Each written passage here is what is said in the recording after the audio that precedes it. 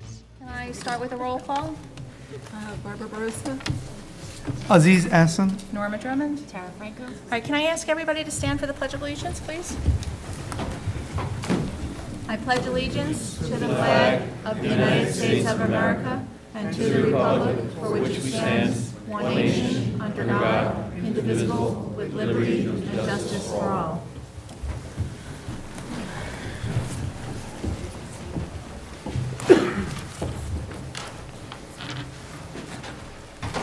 All right,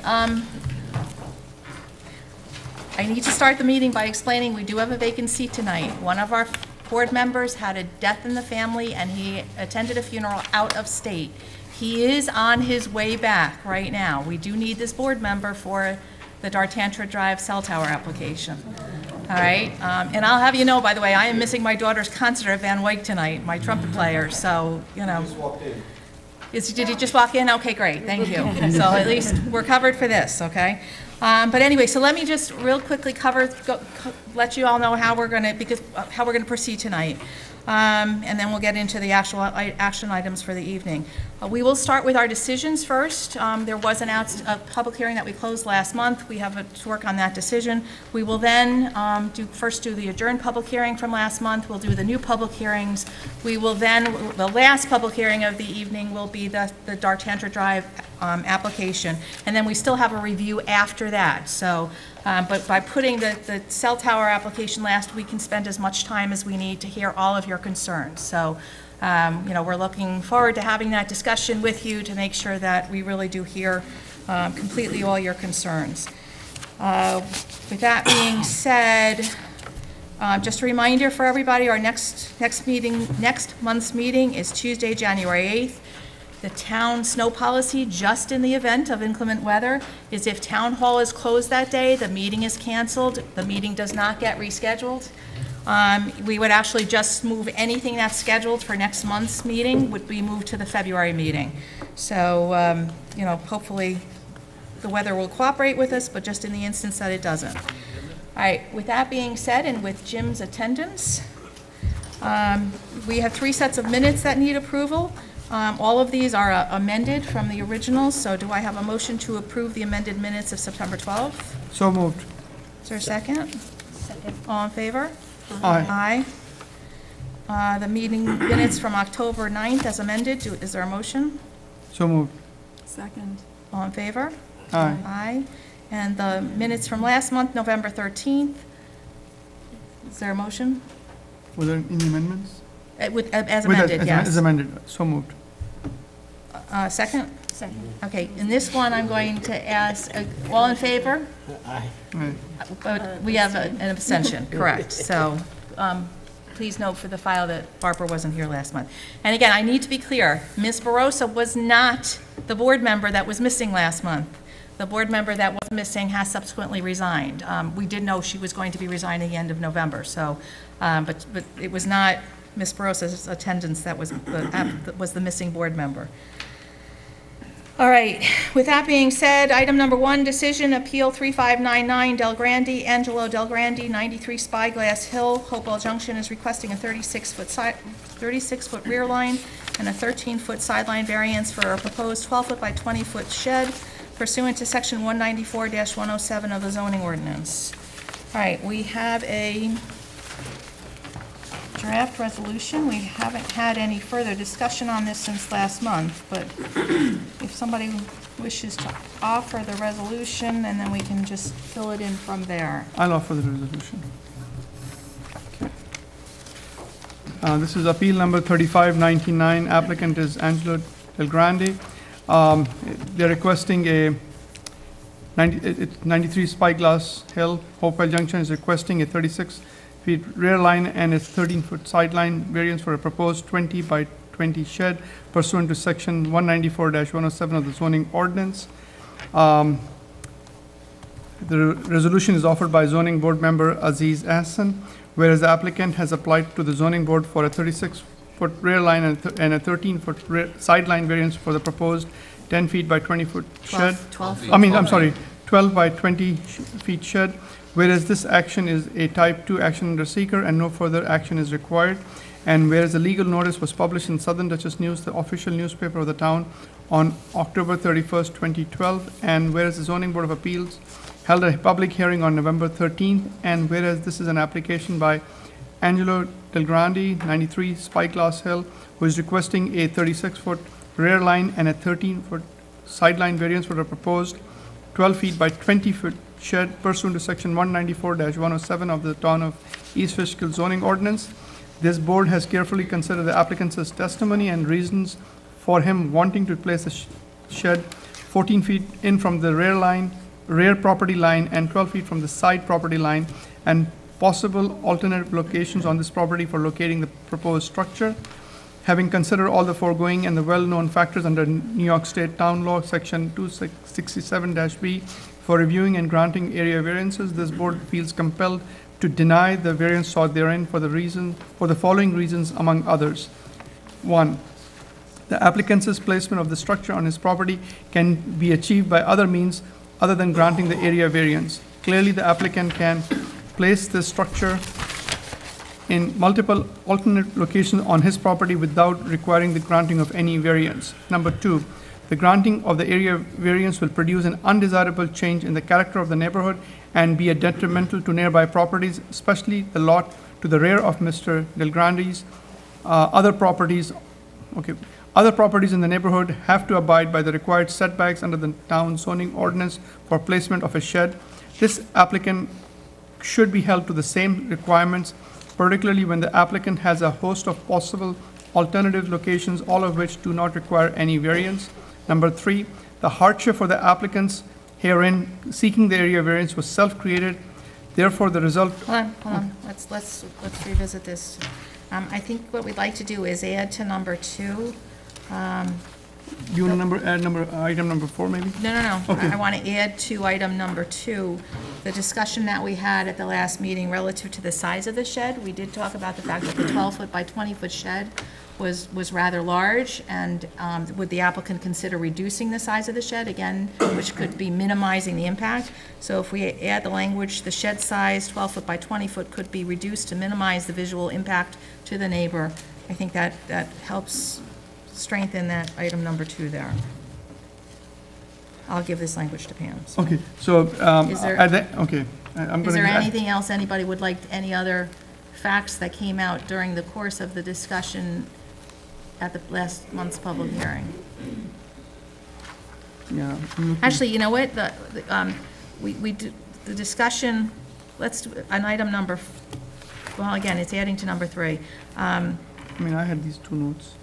Okay, we did talk about the fact that, we did ask the applicant whether he would consider adding screening to block the vision, and he was not interested in doing that. Correct. So I think we also need to do that, to add that, so, Well, maybe again, as Mr. Austin said, was just adding before that the board suggested things to minimize the impact, and the applicant declined to try to accommodate those requests. okay, I like that. So the word suggested means To minimize to the impact. minimize the visual impact. And the applicant declined to consider those requests.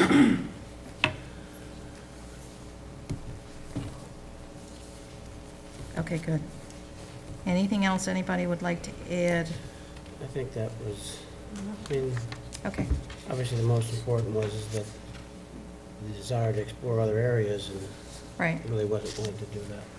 okay. Okay, so at the end of paragraph, section 2, end of the paragraph of section 2, we'll be adding 2 sentences. The first says, the shed size 12 feet by 20 feet could be reduced to minimize the visual impact of the neighbor, period. And then we'll add a number 4. And we're adding an item number 4. The board suggested Means, to minimize the visual impact, but the applicant,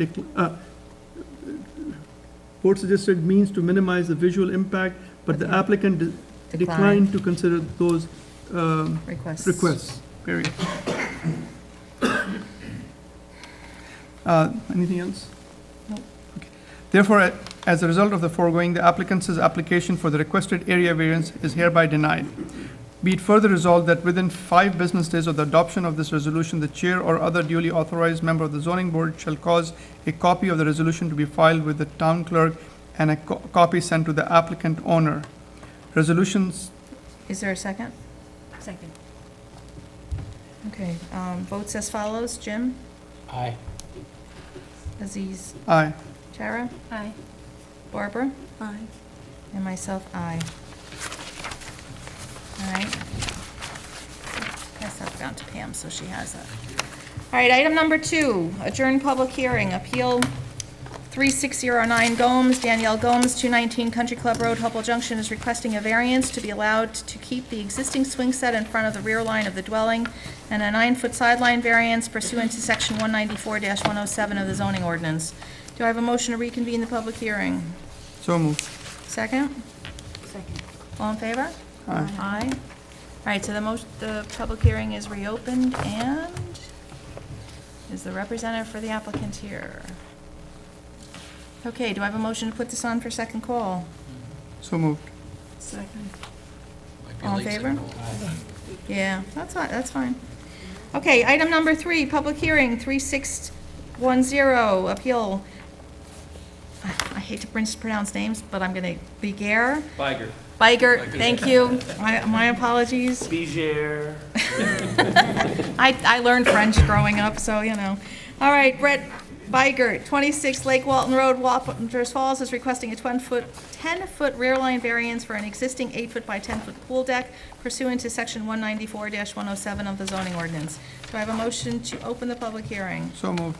Second. All in favor? Aye. Aye, okay. When last we were here, we had the discussion about the fact that you have an existing pool in the rear of your property, that there is a deck attached to this pool, and that the reason that the deck is where it is relates to the fact that there's no visual impact to your neighbors where it is, but Yes. also it gives you a clear visual from your home to be able to watch your children as they use the pool. Is there anything else you'd like to offer? Yeah, I just have the pictures. Oh, you have some You guys pictures for asked for us. pictures, so that was the, Could we ask you to bring them up?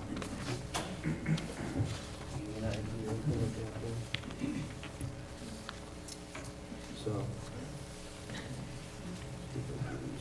this is the one. All right, tell me where am I standing to look at this?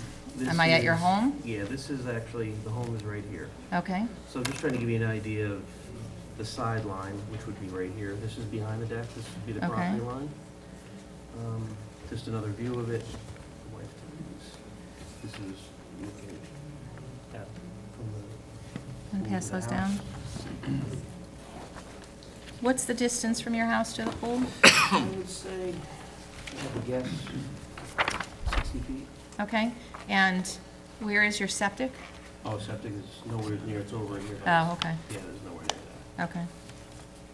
Terry, can you see this? Septic is in the front? No, it's in the back. It's in the back, it's just, Okay, because I'm looking at the map right now. Just trying to get Okay, here's the pool, here's your back. right over here. Oh, in that general area, Yeah. okay. A lot of space back there.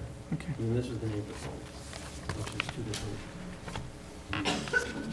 okay. So you have other structures on your property that block the view Yes.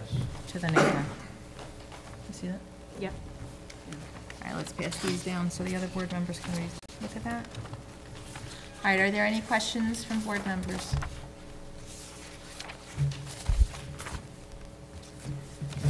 If not, is there anyone here to speak for or against Mr. Bigert's appeal for a 10-foot rear line variance for an existing 8-foot by 10-foot pool deck? Seeing none? Oh, go ahead. I just think, I don't know if we mentioned it on the record, but one of the concerns was the placement of the deck was for safety issues. Right. And that he could make sure that he could see the children from that angle, prevent them from falling in the pool or something while they were using the pool. So I don't know if that was mentioned or not, but that's an important consideration for whether or not it's approved. Okay. Correct, the deck, the way the deck is placed from the house, you have to have a clear view of the, All right, it doesn't obstruct the pool. correct. All right, so do I have a motion to close the public hearing? So moved. Second? Second. All in favor? Aye. Aye. Okay, Yeah, this is appeal number 3610. Applicant is Bikerts. Weigert, requesting a 10-foot rear line variance for an existing 8 feet by 10 feet pool deck at 20 Lake Walton Road, Wappinger Falls. 26. 26? 26 is 20 here. Oh, the application says, okay, 26, okay, so let's correct it. okay. 26. Resolution is offered by zoning board member Aziz Hassan, whereas the applicant has applied to the zoning board for a 10-foot rear line variance for an existing 8-foot by 10-foot pool deck pursuant to section 194-107 of the zoning ordinance, whereas this action is a type 2 action under seeker and no further action is required, and whereas the legal notice was published in the Southern Dutchess News, the official newspaper of the town, on November 28, 2012, and whereas the zoning board of appeals held a public hearing on December 11, 2012, and whereas the zoning board of appeals finds that the granting of the variance will not produce an undesirable change in the character of the neighborhood. Let's be careful, hold on, let's work on this next one. Okay. The desired results cannot be achieved by some other means as the pool met the required setback when it was installed. Okay, but that's not accurate. Well, the pool is. The it's not a pool problem is with the not the pool. issue, Yeah, it's right. the deck. The pool meets the setback requirements. The issue is whether or not you should have an area variance for the deck. So he can't, achieving, or not requiring the variance produces a potential safety risk, right? I Well, think I that's would the add to biggest this, issue. that's my comment, maybe that, take that one out, but I would ask that, and I can give this language, that the location of the deck is important for the applicant to best supervise children using the pool. Okay. The location of the deck is, Important for the applicant to best supervise children using the pool. okay, got it. So let me. Okay, yeah. Read that. Okay, I'm gonna read, yeah, I can read it. So we're gonna eliminate that, correct. that line that was there. Right. Okay, so basically the first, whereas the zoning board of appeals finds that, excuse me. Okay, let me turn my thing off. Okay, I'll do it in a minute. Enough for everybody. Yeah, just, okay. Whereas the zoning board of appeal finds that the granting of the variance will not produce an undesirable change in the character of the neighborhood, semicolon, and then it's going to say that the location of the deck is important for the applicant to best supervise children using the pool, and the third, semicolon, the variance requested is not substantial and the applicant has screening from the adjacent neighbors. The proposed area variance will not have an adverse effect or impact on the physical or environmental conditions in the neighborhood. Now therefore, it is resolved that the zoning board of appeals hereby approves the request made by Brett Baggett, 26 Lake Walton Road, Wappinger Falls, who is requesting a 10-foot rear line variance for the existing 8 feet by 10 feet pool deck pursuant to section 194-107C of the zoning ordinance. Be it further resolved that within 5 business days of the adoption of this resolution, the chair or other duly authorized member of the zoning board shall cause a copy of the resolution to be filed with the town clerk and a copy sent to the applicant owner. Resolution seconded by a zoning board member. Is there a second? Yes, second. Votes as follows, Jim, Aye. Aziz, Aye. Tara, Aye. Barbara, and myself, aye, your motion carries. Okay? Thank you.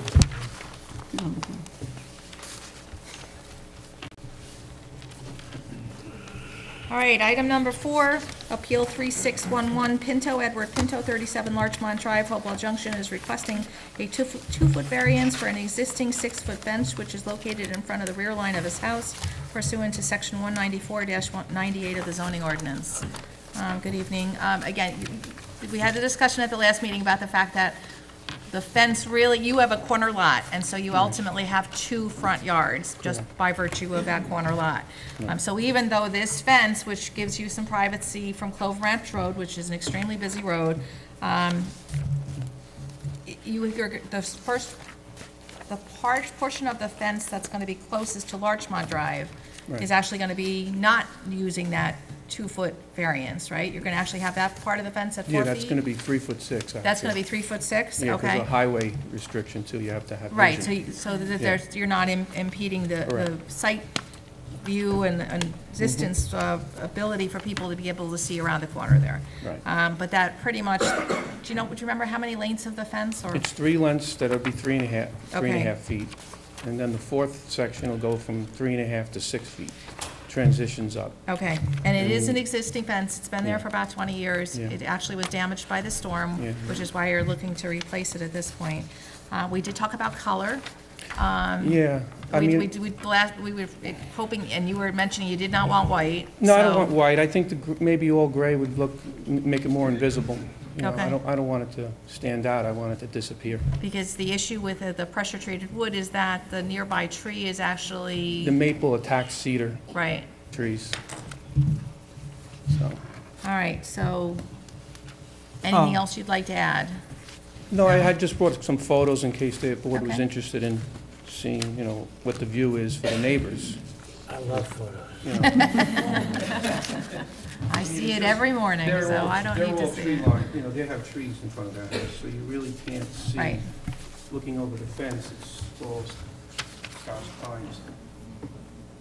You're okay, so So you're not, it's you from don't the have a inside picture of looking your out. fence? Right, well, it's down, half of I it's, think this was, that's what it looked like before. Okay, yeah. yeah, so across it's the just street. that the neighbors don't really get a direct view anyway of it. Did we open this public hearing? No, I was gonna make a motion. Okay, do I have a motion to open the public hearing? So moved. Second. Okay. All in favor? Aye. Aye, thank you. I didn't write open, so that's why I figured I did. Jim, did you have a question? No. No? I'm good. Aziz? I'm good. Okay. Is there anyone here to speak for or against the appeal from Mr. Pinto regarding the 2-foot variance for an existing 6-foot fence at 37 Larchmont Drive? Seeing none, do I have a motion to close the public hearing? So moved. Second. All in favor? Aye. Aye. Aye. Just making sure everybody's responding. Go ahead. Okay. Appeal number 3611, applicant Edward Pinto, requesting a 2-foot variance for existing 6-foot fence at 37 Larchmont Drive, Hopewell Junction. Resolution offered by zoning board member Aziz Hassan, whereas the applicant has applied to the zoning board for a 2-foot sideline, variance for an existing 6-foot fence which is located in front of the rear line of his house pursuant to section 194-98 of the zoning ordinance. Whereas this action is a type 2 action under seeker and no further action is required. And whereas the legal notice was published in the Southern Dutchess News, the official newspaper of the town, on November 28, 2012. And whereas the zoning board of appeals held a public hearing on December 11, 2012. And whereas the zoning board of appeals finds that the granting of the variance will not produce an undesirable change in the character of the neighborhood, the desired results cannot be achieved by some other means, as this is a corner lot and the applicant is trying to get some privacy. The variance requested is not substantial. The proposed area variance will not have an adverse effect or impact on the physical or environmental conditions in the neighborhood. Now therefore be it resolved that the zoning board of appeals hereby approves the request made by Edward Pinto, 37 Larchmont Drive, Hopewell Junction, who is requesting a 2-foot variance for an existing 6-foot fence pursuant to section 194-98 of the zoning ordinance. Be it further resolved that within 5 business days of the adoption of this resolution, the chair or other duly authorized member of the zoning board shall cause a copy of the resolution to be filed with the town clerk and a copy sent to the applicant owner. Resolution seconded by zoning board member. Is there a second? Second. Votes as follows. Jim? Aye. Aziz? Aye. Sarah? Aye. Barbara? Aye. And myself, aye. Your motion carries. Thank Okay? All right, item number 5, Appeal 3612, Glass Holiday Summer Homes. Nick Sabatini, representing Abigail Glass, 202 Old Sylvan Lake Road, Hopewell Junction, Holiday Summer Homes, is requesting a special permit for an expansion of a non-conforming use in order to put a 17-foot by 24-foot addition on cottage number 8 pursuant to section 194-123 of the zoning ordinance. Do I have a motion to open the public hearing? So moved. Second. All in favor? Aye. Aye. Hi, Aye. I'm Abigail Glass. Nick couldn't make it. Oh, okay. Yeah, you don't look like me. You are not the person we saw last month. Okay, so the application, you're in the summer, or the cottages Yes. over, off of Old Sylvan Lake Road there.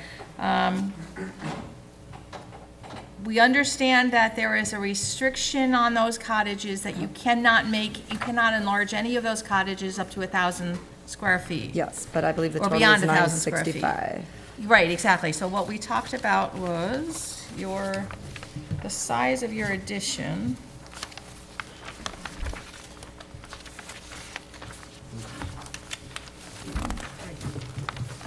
Okay, thank you. 355 square feet, Okay, which brings it to either like 985 or 967. 967. yeah, okay, your house the home right now is 612 square feet. The addition is 355 or 355 and a half feet, which brings you to 967 and a half feet. So you're within that restriction. The one question that didn't come up last week that we have a question on is, how many bedrooms are in this home now? Now, one. One, and so what you're proposing to do, though, is gonna actually expand it so it's gonna be 2-bedroom. Yes. Is your septic? It's a septic for the whole. Oh, you have a community septic, okay. Because we were just wondering whether you're gonna have an issue with the Board of Health or not No. to be able to add an additional bedroom. These are seasonal cottages, Yes, correct? So you're yeah. still not year-round either. What's that? It won't be used year-round. No, it's closed right now. Okay, There's no plumbing in the winter. all right, so I think that was the only other question that we were adding on. So it's gonna end up with 2 bedrooms and a den. Yes. Okay. All right, any other questions from board members? Done for me. I'm good. Have any of your other neighbors done additions to their, Oh, almost all of them. almost all We of had them? Yeah, several, about 3-4 years ago, we had several of them. It seemed like one after the other. Yeah. It was quiet. I guess this is the. This is one of the rebooming few that hadn't had anything done construction yet. economy. Okay, so I think that's an important consideration for our review. Yeah. All right, any other questions from board members? If not, is there anybody here who wishes to speak for or against the application of Abigail Glass, 202 Old Sylvan Lake Road, Hopewell Junction, requesting a special permit for an expansion of a non-conforming use in order to put a 17-foot by 24-foot addition on cottage number 8? Seeing none, do I have a motion to close the public hearing? So moved. All in favor? Aye. Aye. Go ahead. Okay. Appeal number 3612, Abigail Glass, expansion of a non-conforming use of a 17-foot by 24 addition at 202 Old Sylvan Lake Road, Holiday Summer Homes, cottage number 8, Hopewell Junction. Resolution offered by zoning board member Aziz Hassan, whereas the applicant has applied to the zoning board for an expansion of a non-conforming use in order to put a 17-foot by 24-foot addition to cottage number 8 pursuant to section 194-123 of the zoning ordinance, whereas this action is a type 2 action under seeker and no further action is required, and whereas the legal notice was published in the Southern Dutchess News, the official newspaper of the town, on November 28, 2012, and whereas the zoning board of appeals held a public hearing on December 11, 2012, and whereas the zoning board of appeals finds that the granting of the variance will not produce an undesirable change in the character of the neighborhood, the desired results cannot be achieved by some other means. The variance requested is not substantial, as the board of directors of Holiday Summer Homes requires that no cottage be larger than 1,000 square feet, and the size of the proposed cottage will be 962 square feet. The proposed area variance will not have an adverse effect or impact on the physical or environmental conditions in the neighborhood. Now therefore be it resolved that the zoning board of appeals hereby approves the request made by Abigail Glass, 202 Old Sylvan Lake Road, Holiday Summer Homes, Hopewell Junction, who is requesting an expansion of a non-conforming use in order to put a 17 feet by 24 feet addition to the cottage number 8, increasing the size of the cottage to 962 square feet. Be it further resolved that within 5 business days of the adoption of this resolution, the chair or other duly authorized member of the zoning board shall cause a copy of the resolution to be filed with the town clerk and a copy sent to the applicant owner. Okay, before we add a second, we need to make a correction here. According to our calculations, she's up to 967 and a half feet. So this 962 in both places should be changed to 968. 968. all right, just so we don't run into an issue afterwards. Okay. So as amended to 968 Right. square feet In two places within the resolution. as two locations. Is there a correct. second? Second. And votes as follows. Jim? Aye. Aziz? Aye. Tara? Aye. Barbara? Aye. And myself, aye. Your motion carries. Thank you very much. Have a good evening. Pass that down to Pam, please. Okay, item number 6, Appeal 3614, Rauschenbach. Ronald J. Rauschenbach, 22 Acacia Drive, Hopewell Junction, is requesting a variance to allow a 10-foot by 14-foot shed to be placed in front of the rear line of his dwelling pursuant to Section 194-107B2 of the zoning ordinance. Is Mr. Rauschenbach here? All right, do I have a motion to put this on for second call? So moved. Second. All in favor? Aye. Aye, Barbara? Aye. We will see if he joins us after the next public hearing. All right, we timed that one pretty well. Item number 7, Appeal 3569, Homeland Towers. Homeland Towers LLC is requesting a special permit to locate a wireless telecommunications facility consisting of a 150-foot tall monopole and associated equipment on a property located at 23 Dart Transfer Drive, Hopewell Junction, New York. Property is in the ownership of Tuparo. Pursuant to Section 194-80 of the zoning ordinance, the applicant is also requesting a 40-foot height variance for the proposed monopole as well as a wetland/watercourse disturbance permit. Do I have a motion to open the public hearing? So moved. Well, I'm sorry, wait, hold on one second. We have to recuse 2 of our board members for this matter, so we're gonna be down to just the 3 board members. So, Jim, motion to open the public hearing? So moved. Second by Barbara, all in favor? Aye, so we're gonna ask you folks to step out. And to go recusing themselves. Yes, the 2 board members that are recusing themselves.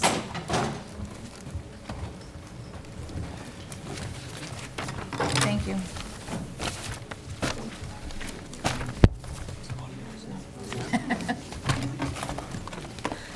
We changed names. Can I just ask, do I have any John Jay students in the audience that need their slip signed? Okay, just wanted to check.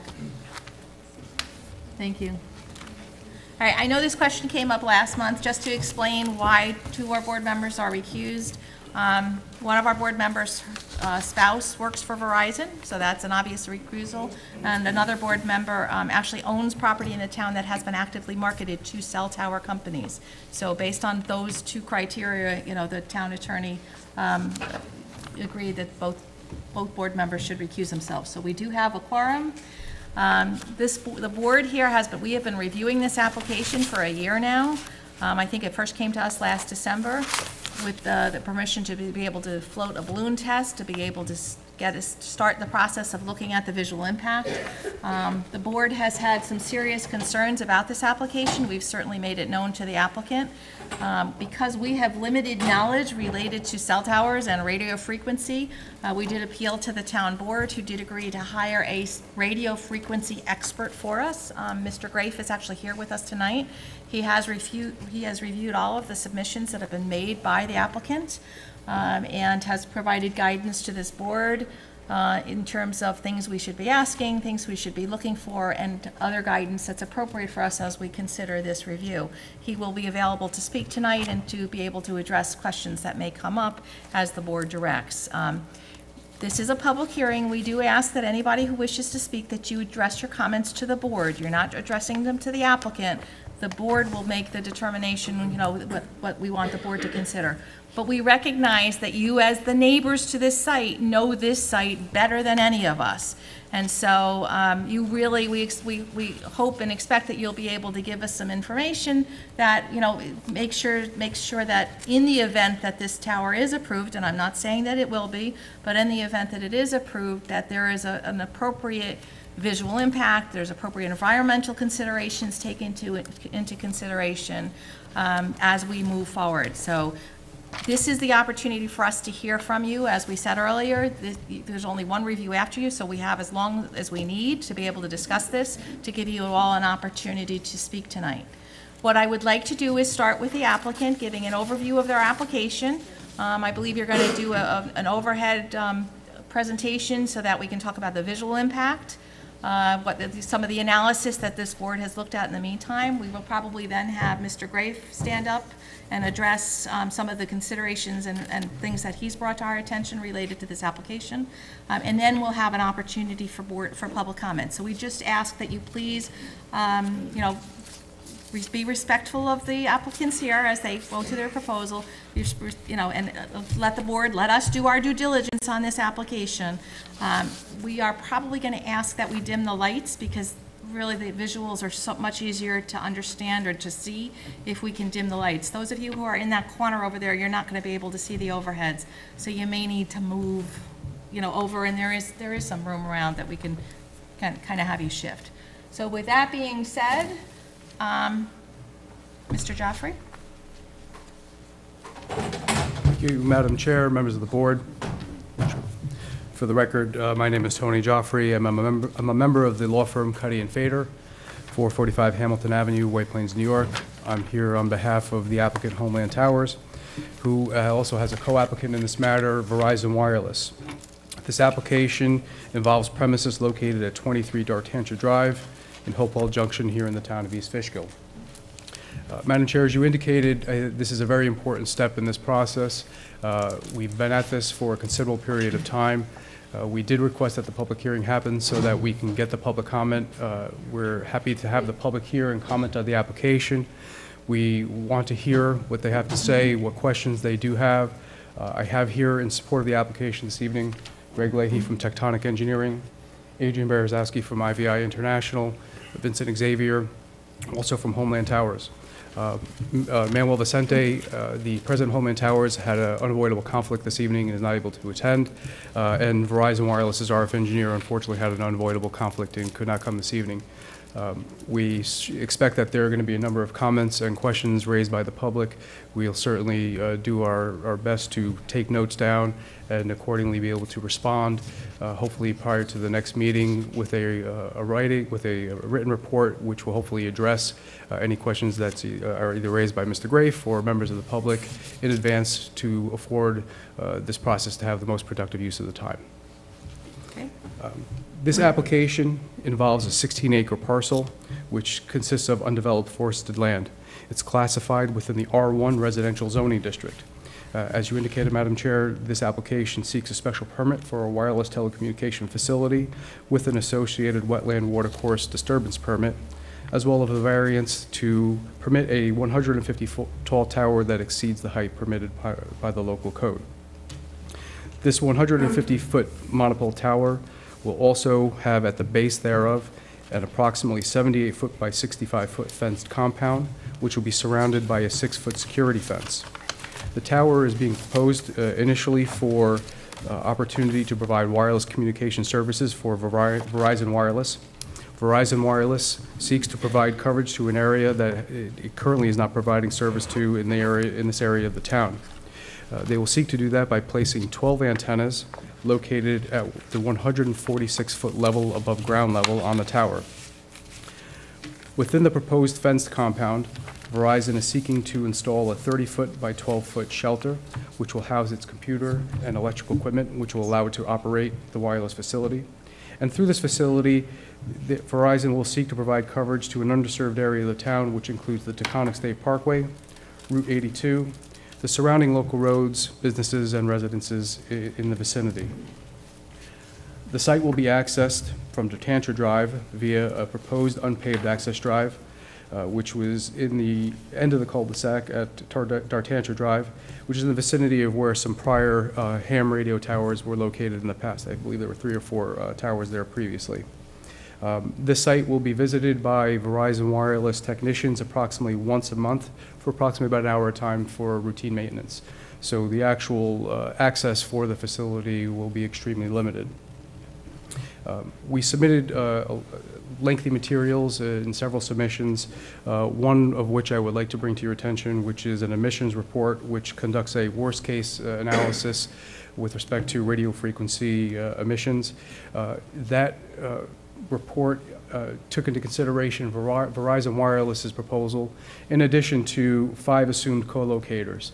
That worst-case scenario identified that the emissions from this fully co-located facility would be less than 1% of those thresholds promulgated by the FCC. I think at this point, it may be helpful to have Mr. Leahy walk the board through the site plans, and the public through the site plans, to orient ourselves with the proposal. I will then continue my presentation and then introduce Mr. Berezowski, who will go through the visuals for the board. Okay.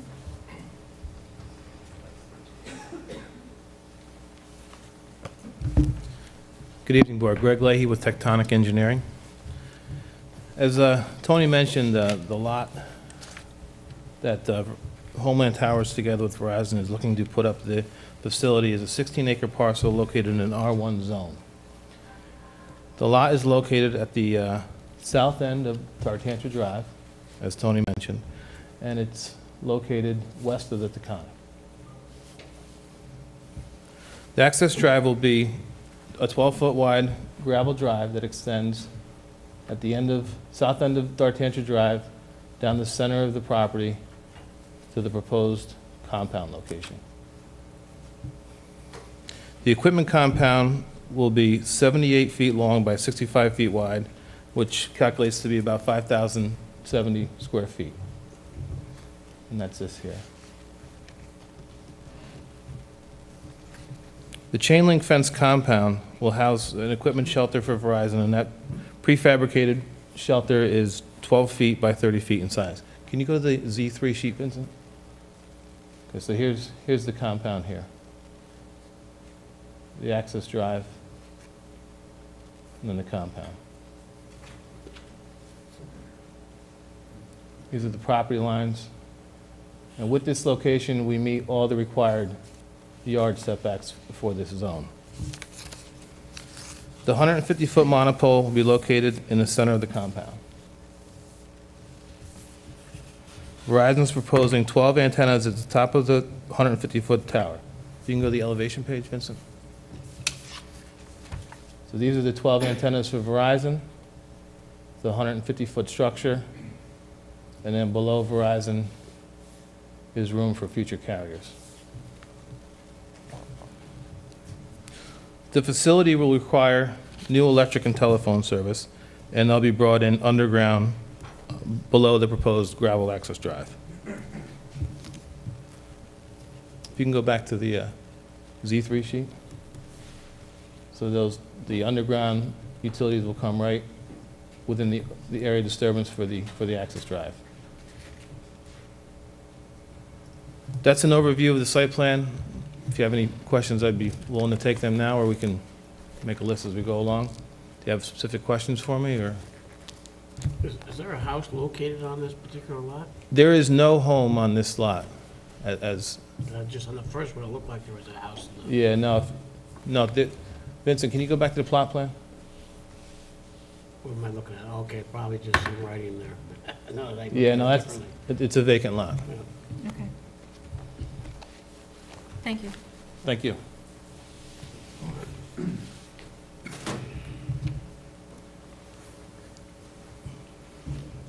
There are a lot of factors that go into the site selection for identifying a location for a wireless telecommunication facility. One of the first things that a site acquisition consultant does is, once they identify an area that needs to provide coverage, is try to identify any shared use of co-location opportunities. Most zoning codes do require co-location or shared use as a first preference, and that is the case here as well. In this case, the co-location and shared use of an existing tower or tall structure was not a feasible option, given the lack of such tower or tall structure in this rural portion of the town, and also given the terrain in the area. We've submitted as part of our materials an extensive analysis for site selection as well as alternatives. And we come to this particular location after conducting that extensive analysis. And the proposed facility has been designed and sited with the goal of minimizing potential impacts on the surrounding area to the extent practicable. The radio frequency materials that have been submitted in the application identify that there's a significant gap in service coverage in this area, and this proposed location remedies those gaps in coverage. As you can see from this aerial, we believe that this is a very densely and vegetated area. You can see the location of the proposed site. And we believe that the extensive mature vegetation mitigate potential impacts to the extent practicable. The site is located in a zone that permits wireless telecommunications facilities by special permit, the reason we're here before this board. And in locating the facility on this property was also helpful given the large size, 16 acres of the parcel. So we can locate it in an area further away from resources and areas that we could. The site also is adjacent to the Taconic State Parkway. There's a water tower in the area, and we believe that all these factors provide mitigation and a visual buffer to the extent that we could. Indeed, no adverse visual impacts to known scenic resources have been identified, and that's been confirmed by the State Historic Preservation Office.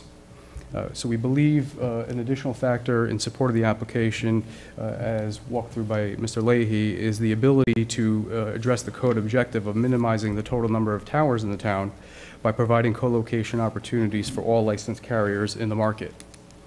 At this point, I would ask if Mr. Berezowski can come up to walk the board through the visual resource analysis.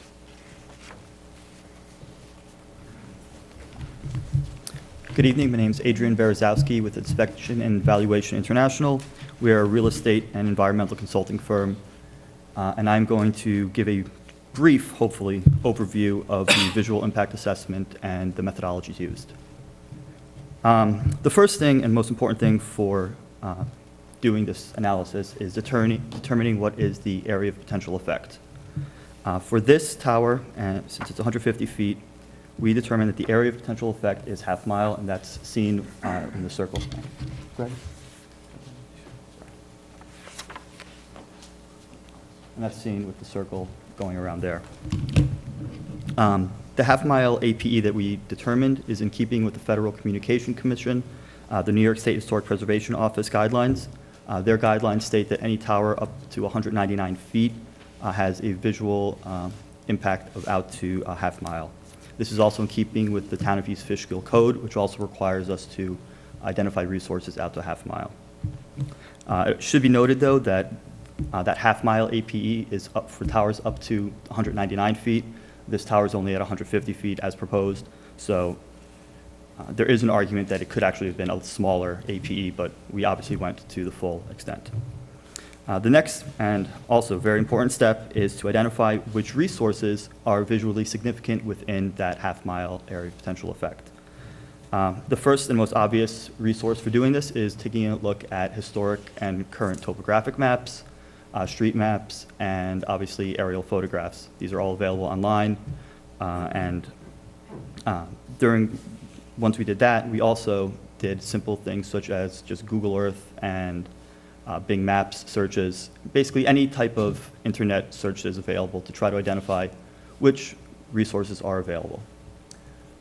Further, we also took a look at the Town of East Fishkill Code and took a look at which actual resources are identified in there, and none of the specific resources that are identified were within this half-mile APE. Actually, they were all outside of 2 miles. The next resource that we used is the New York State Historic Preservation, their maps that are online and available to the public, as well as their databases of historic and culturally significant resources. And then we went into a consultation phase where we sent letters to the town, to the county historic, the Dutchess County Historic Commission, and also the East Fishkill Historical Society. We sent letters to them, did not receive any responses. We also placed a public notice in the Poughkeepsie Journal on July 23rd, 2011, also asking for public comment on any historic or culturally significant resources that they may have identified on their own, because we do know that the public often knows of the local resources a lot better than the New York State Historic Preservation Office or anyone like that. And finally, we also consulted formally with the New York State Historic Preservation Office. And after all that consultation, the only resource which was actually identified to us was obviously the adjacent Taconic State Parkway.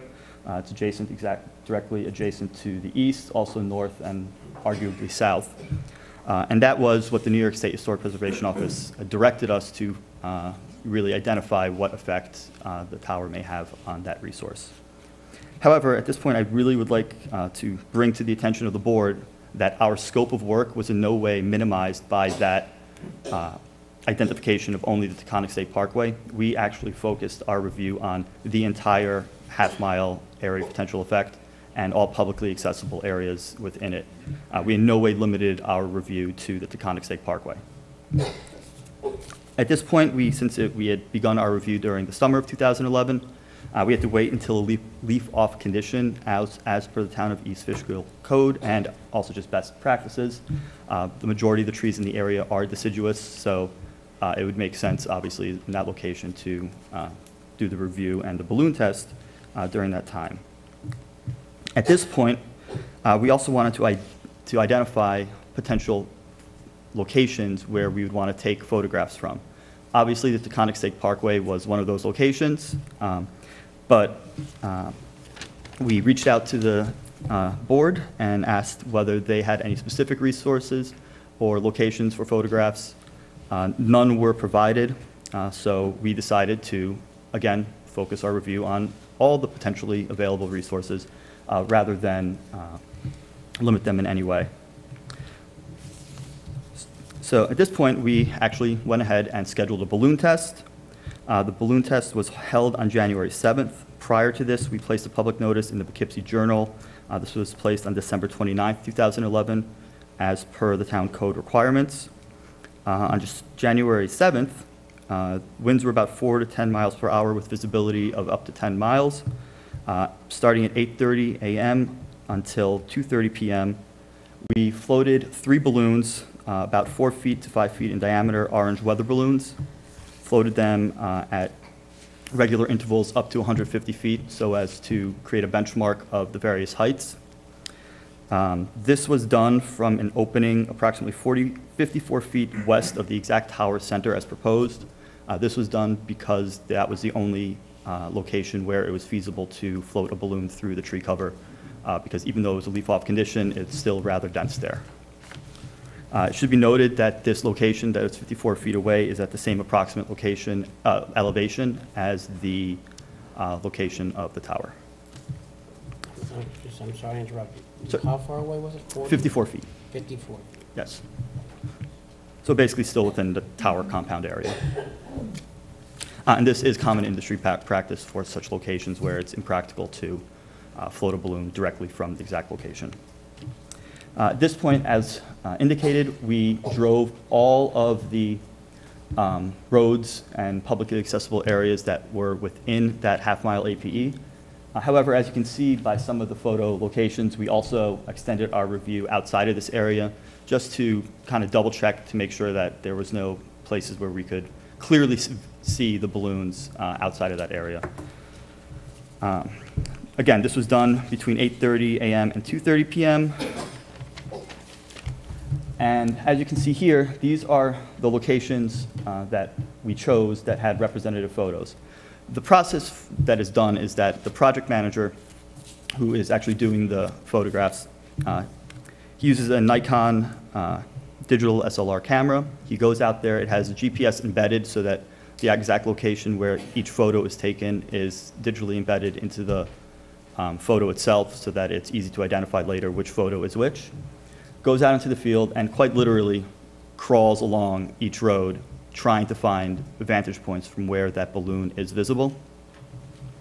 This is the result of those places where we had representative photos. This is not all the photos we have, but it's the ones which best identified the actual views from various roads and public locations.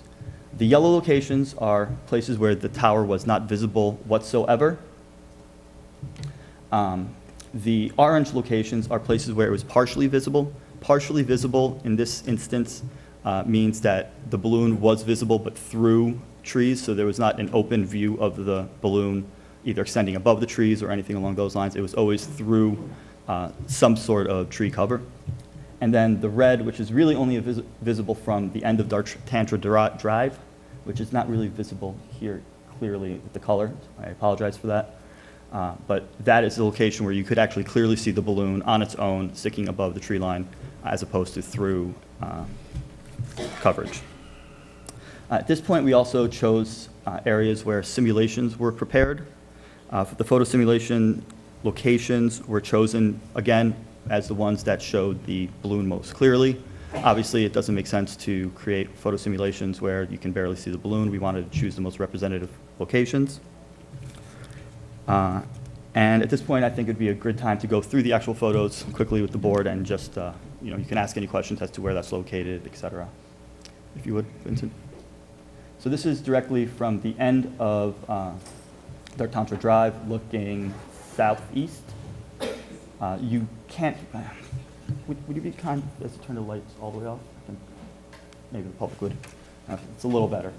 You can kind of see right over, I can't see here, right there, where the balloons are located. You can see 1, 2, and then 3.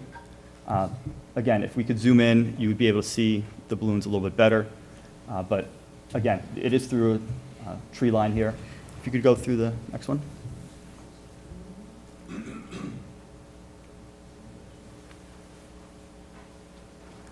This here is an actual photo simulation based upon the same location, again, from the end of the Dartantra Drive, from the end of the existing driveway, which then leads into the proposed access road.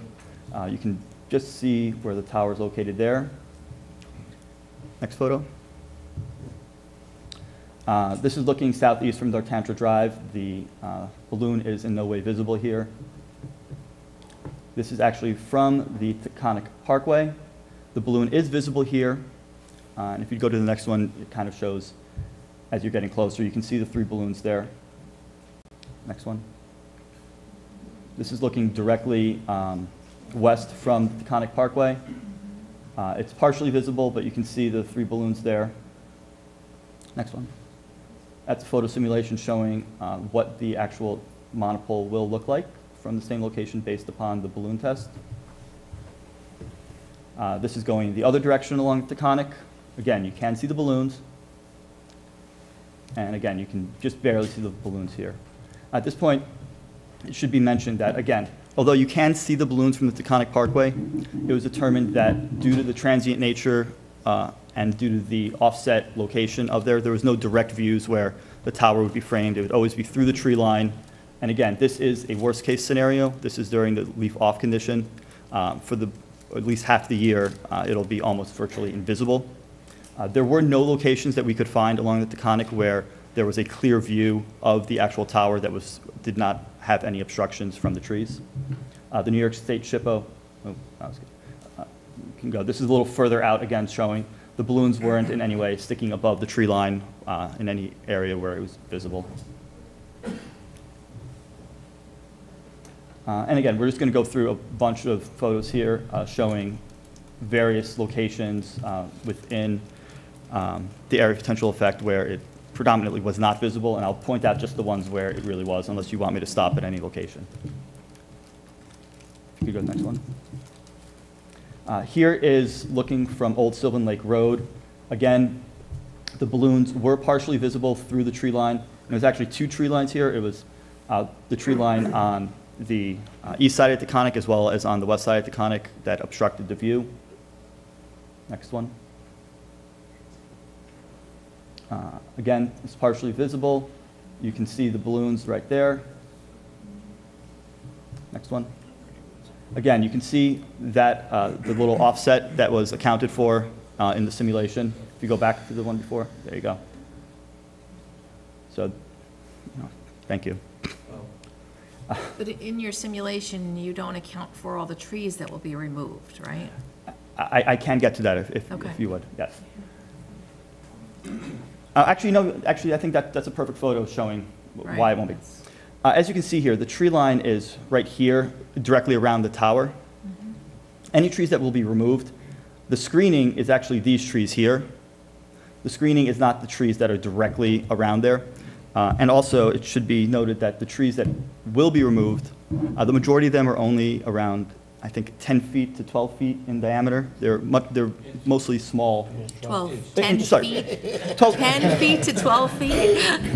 sequoias, yeah. Wow. No, 10 inches to 12 inches in diameter. So they're mostly smaller trees that really actually wouldn't extend the length of the tower in the first place. So they're not really the trees that will be providing any obstruction. How many trees are you expecting that you would need to be removed?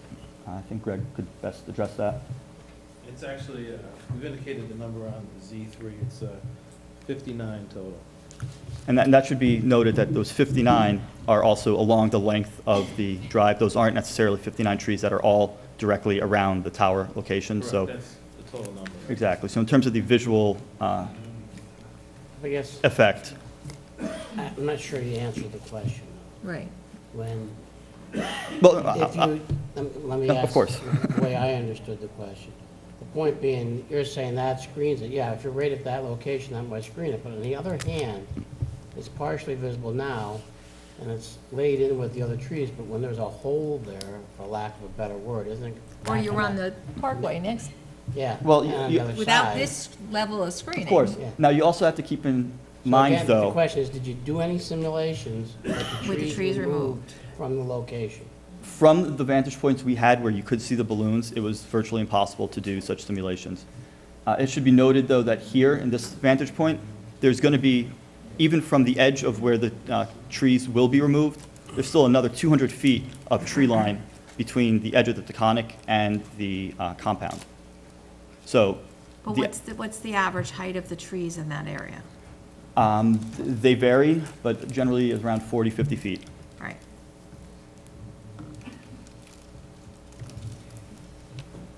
Could you go to the next one? Again, you can partially see the balloons through the tree line there. And you can see the visual simulation of the proposed tower. Not visible from this location. Again, not visible. Not visible.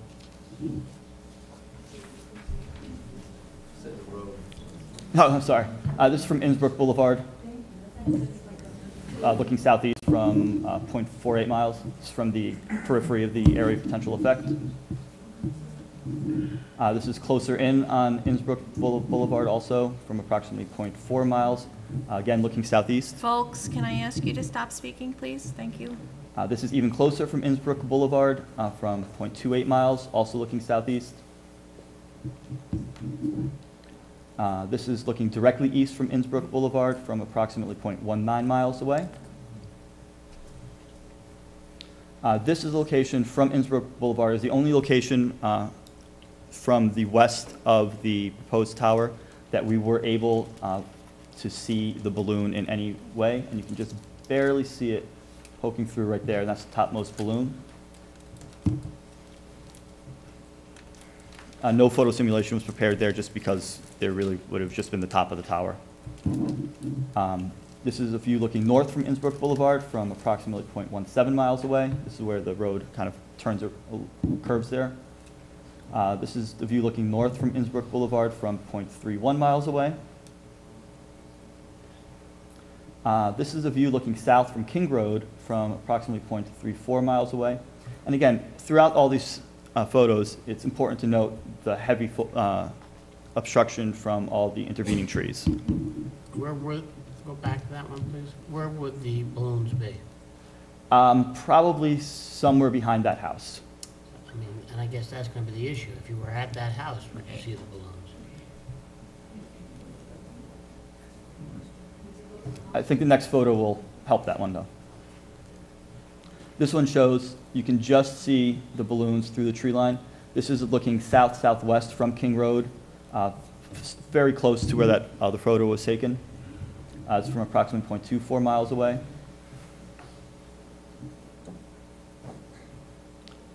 This is looking south-southwest from King Road again, and this is the actual photo simulation.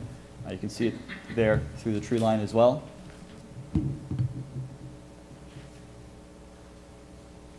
This is a view looking southwest from King Road from 0.28 miles away, and the balloon is not visible.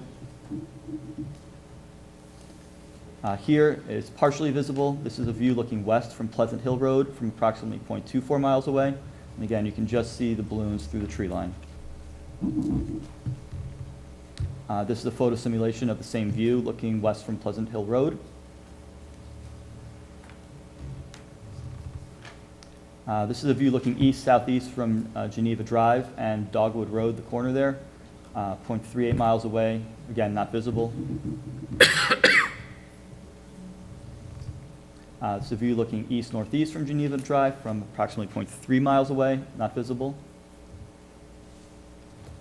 This is a view looking northeast from Geneva Drive in the intersection of Mountain Pass Road from approximately 0.3 miles away, also not visible. This is a view looking east-southeast from Alpine Drive from approximately 0.49 miles away, right on the periphery of the area of potential effect, also not visible. View looking northeast from Mountain Pass Road from approximately 0.43 miles away, also not visible. View looking southwest from County Road 10 from approximately 0.5 miles away, not visible. And the rest are not visible. View looking southwest from County Road 10 from approximately 0.5 miles away, again, not visible. And this is a view looking west-southwest from Hemlock Hollow Road from approximately 0.42 miles away. Oh, no, there is one more visible, sorry. And this is also from Hemlock Hollow Road looking west-southwest from approximately 0.38 miles away.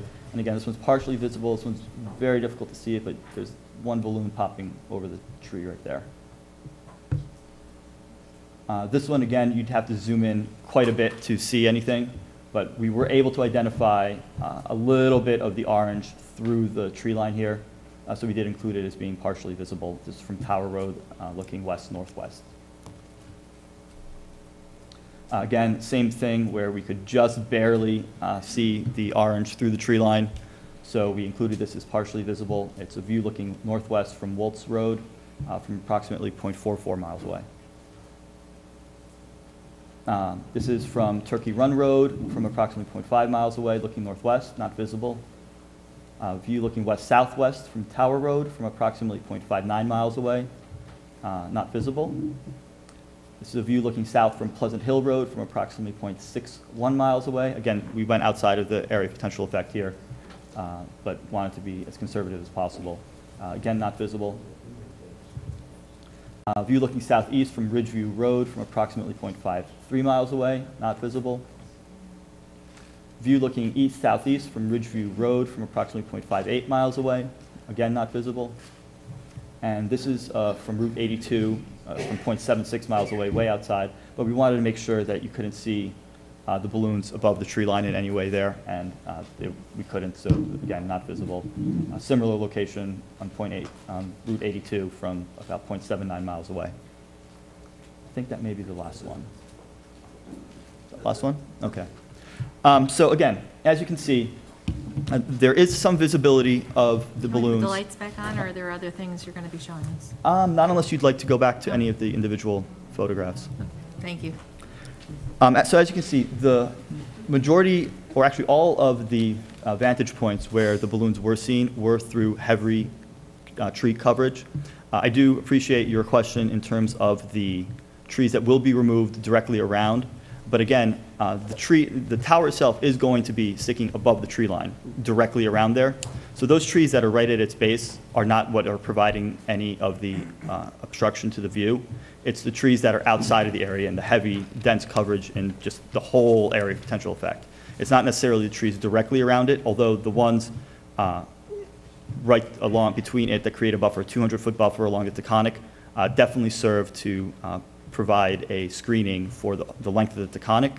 But in terms of the rest of the areas around there, it's the existing tree coverage in the entire area that provide the obstruction. The tower that you superimposed on there is what type of structure? It's a monopole. Okay, with, what's the distance of the, how far out are the antennas? They're I saw as it per. looked like it was a light blue, light gray color. Yeah, it's as per the design, and I think the color chosen per- was the cool. Again, the neighbors need to be able to Of course. understand what is it. That's what I'm asking. That, all right, if 12 antennas are going to stretch out how far?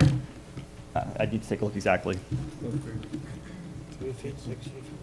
Yeah, if you're looking at the tower from you go to the elevation page,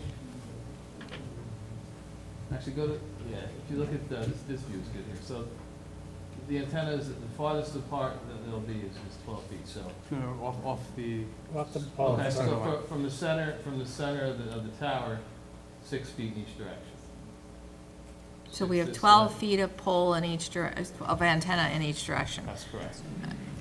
And I just want to note that our photo simulations did simulate that same distance as well as the full set of arrays down the entire length of the Okay. tower. It wasn't just the top array. not just Verizon's antennas, but assuming that there were future co-locators on, so that would give you the full future impact, potential impact of the tower. And just because you're moving the pointer, the 6 feet out is the right angle, right there, yeah, okay. 6 feet from here. Well, No, Yeah, well, right. it's 6 feet from there. 6 feet, that And that's- straight line right. is 6 feet. I mean, if you did the hypotenuse, it would be longer than 6 feet. This is the plan. So it's not 6, it's not 12. Yeah, so it's, Okay. so basically you have a right triangle, 6 feet out on the leg coming out, and 6 feet going up each way, so, yeah. I understand. That concludes our presentation. We would invite if you had any comments from either Mr. Grafe or certainly from the public, and we thank you for the opportunity to be able to present this to the public. Thank And you. just one more question for the gentleman, I'm sorry, I'm a little bit tired this evening. Actually, when you superimpose that pole on those pictures, it's probably misleading in the other direction. Well, Because, let me ask my question first. Because when you show that pole from top to bottom, and you're not gonna be able to see the bottom, correct, when you do that? Because you'll have those trees surrounding the, well, that's the difficulty with a location like this. There are obviously lots of locations where simulation is a lot easier because you do not have the tree cover. In situations like this, all the vantage points that we did have the tree cover blocking it out. So we always err on the side of caution, and we end up taking out more of the trees that are intervening so that you can see the actual pole through there. So you are correct. It's probably a worse. at least the last The sim- 20, 30, or the first 20, 30 feet. Exactly, that is Not correct. seen from Yeah. anywhere. But it's the only viable way, and from those particular locations, because of all the intervening tree cover, to really make it stand out a little bit so you can notice it. Okay. Right. One of the things you did not cover in your presentation was the other sites. We had you do an extensive amount of research related to other sites. Particularly, couldn't Verizon just co-locate on existing towers? What was the potential of existing towers to be extended, raised, whatever, you know, to be able to not have this site, but could Verizon achieve its desired result by co-locating on other towers? Or even, I think in one case, the Anthony Snow's site that we had you look at would have been a new tower. It just wouldn't have been in East Fishkill. Yes. As I indicated in my initial comments, 2 months ago, I believe we went through that full analysis for you. It's in the written materials, and we did look at a number of two-site solutions. We did look at a number of opportunities to co-locate on, for example, the 190 Old Sylvan Lake Road Tower, Right. increasing the height of that tower because the only available spot on that tower for us to co-locate would be 57 feet above grade level, providing a new tower at Anthony Associates. Any variety or any way that we try to mix and match and figure out if we can utilize an existing location, we would definitely need an additional site in many instances. We would need an additional new tower or increasing the height of an existing tower. So effectively, we rejected those alternatives in that one site solution here at a lower height would work better as opposed to a 175-foot tower, for example, at Anthony Associates, including an increase of height of the Old Sylvan Lake Road Tower at 190 feet. It didn't make sense to raise the level of potential impact on those two sites compared to this site. So we have that thorough analysis. It would still leave gaps in that scenario which would produce more of a potential impact compared to a single site here of 150 feet. Okay, thank you. Before we ask Mr. Grafe to address that, and and other questions. Just a reminder for the public, any of the information that they presented tonight is available in the files.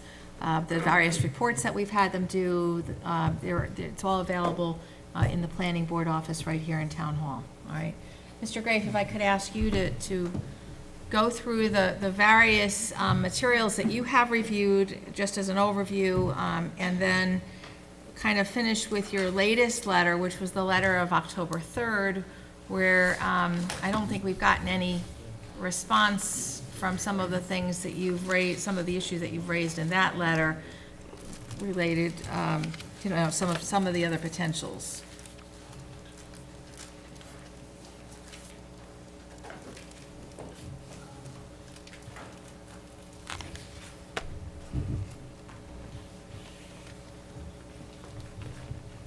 Good evening, Chairwoman Drummond and members of the board. For the record, my name is Ronald Grafe.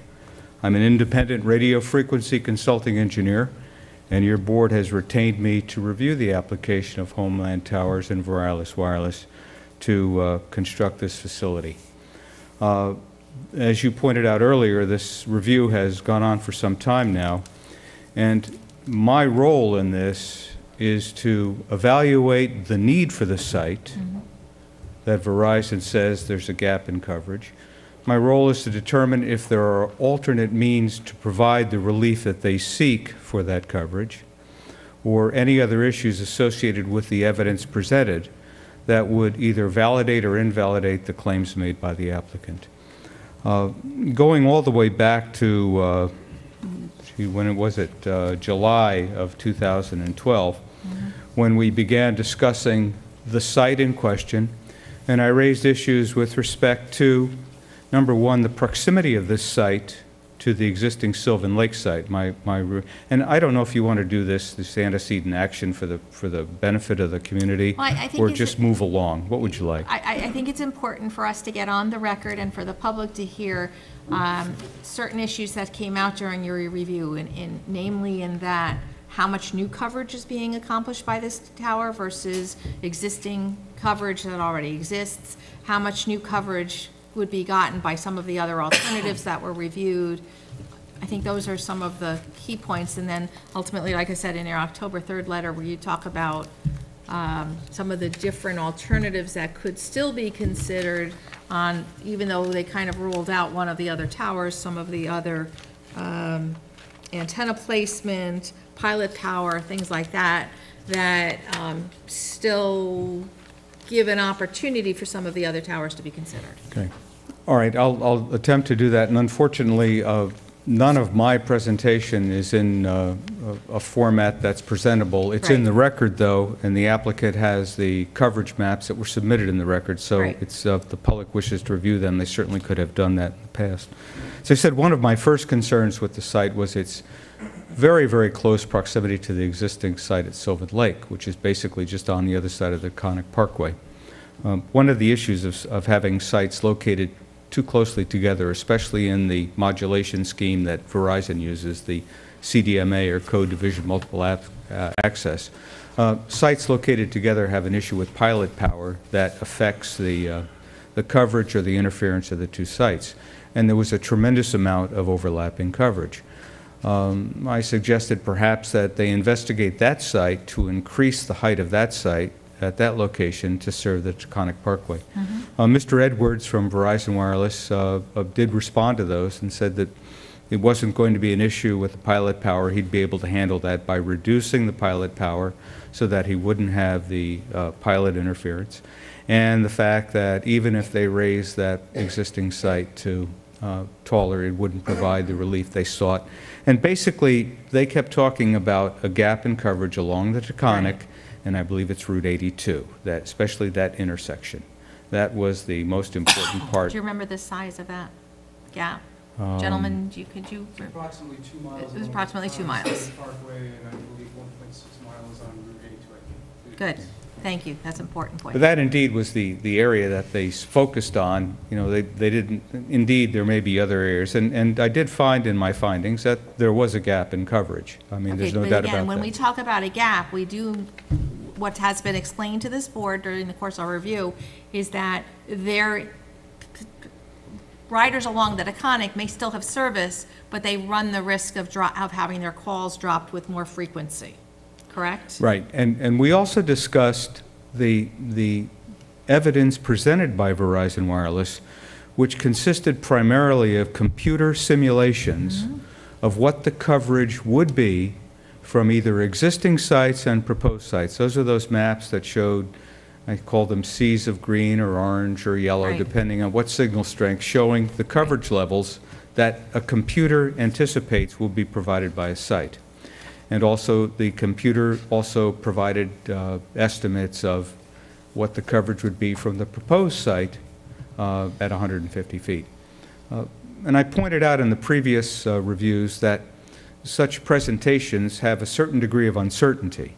And the standard-setting organizations, for example, point out that computer simulations, even when they're done with very good computers and relatively good programs that do this simulation, have a margin of error and that margin of error could be significant, depending on how well the model has been verified.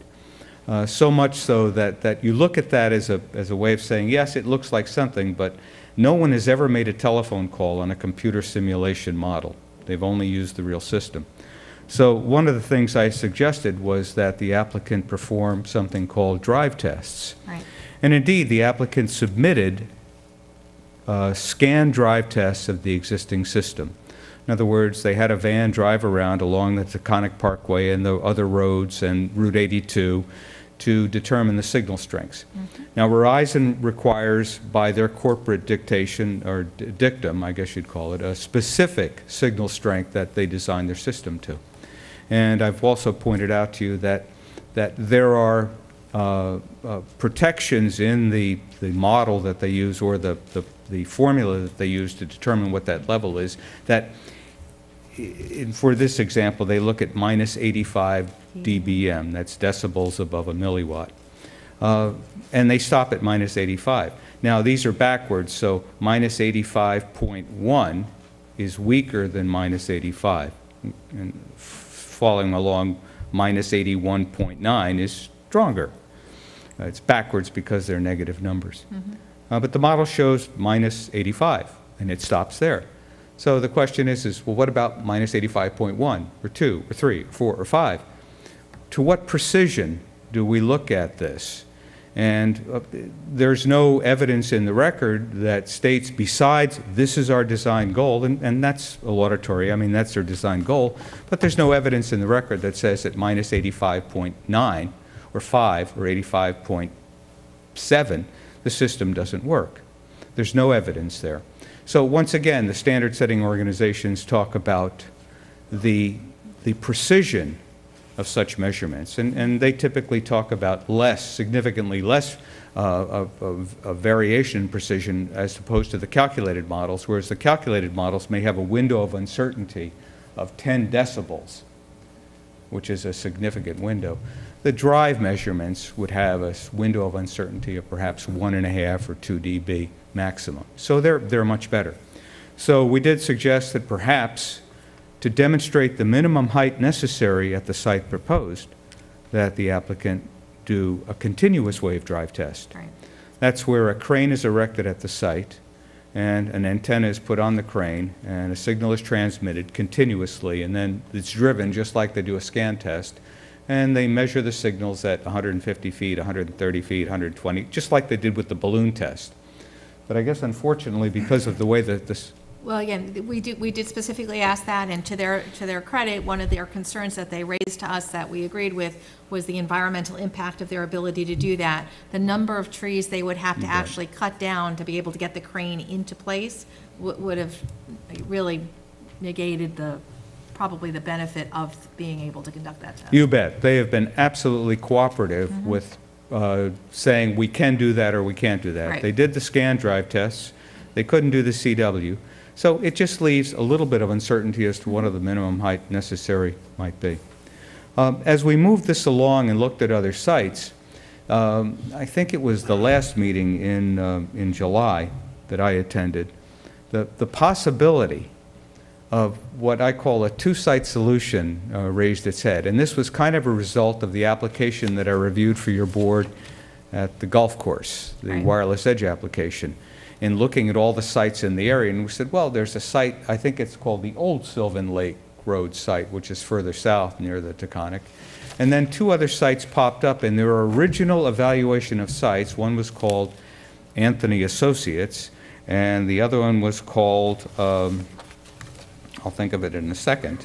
Rand? Thanks, Rand Water Company. Yes, Rand It's Water. right here. I'll put on my glasses and I'll find it.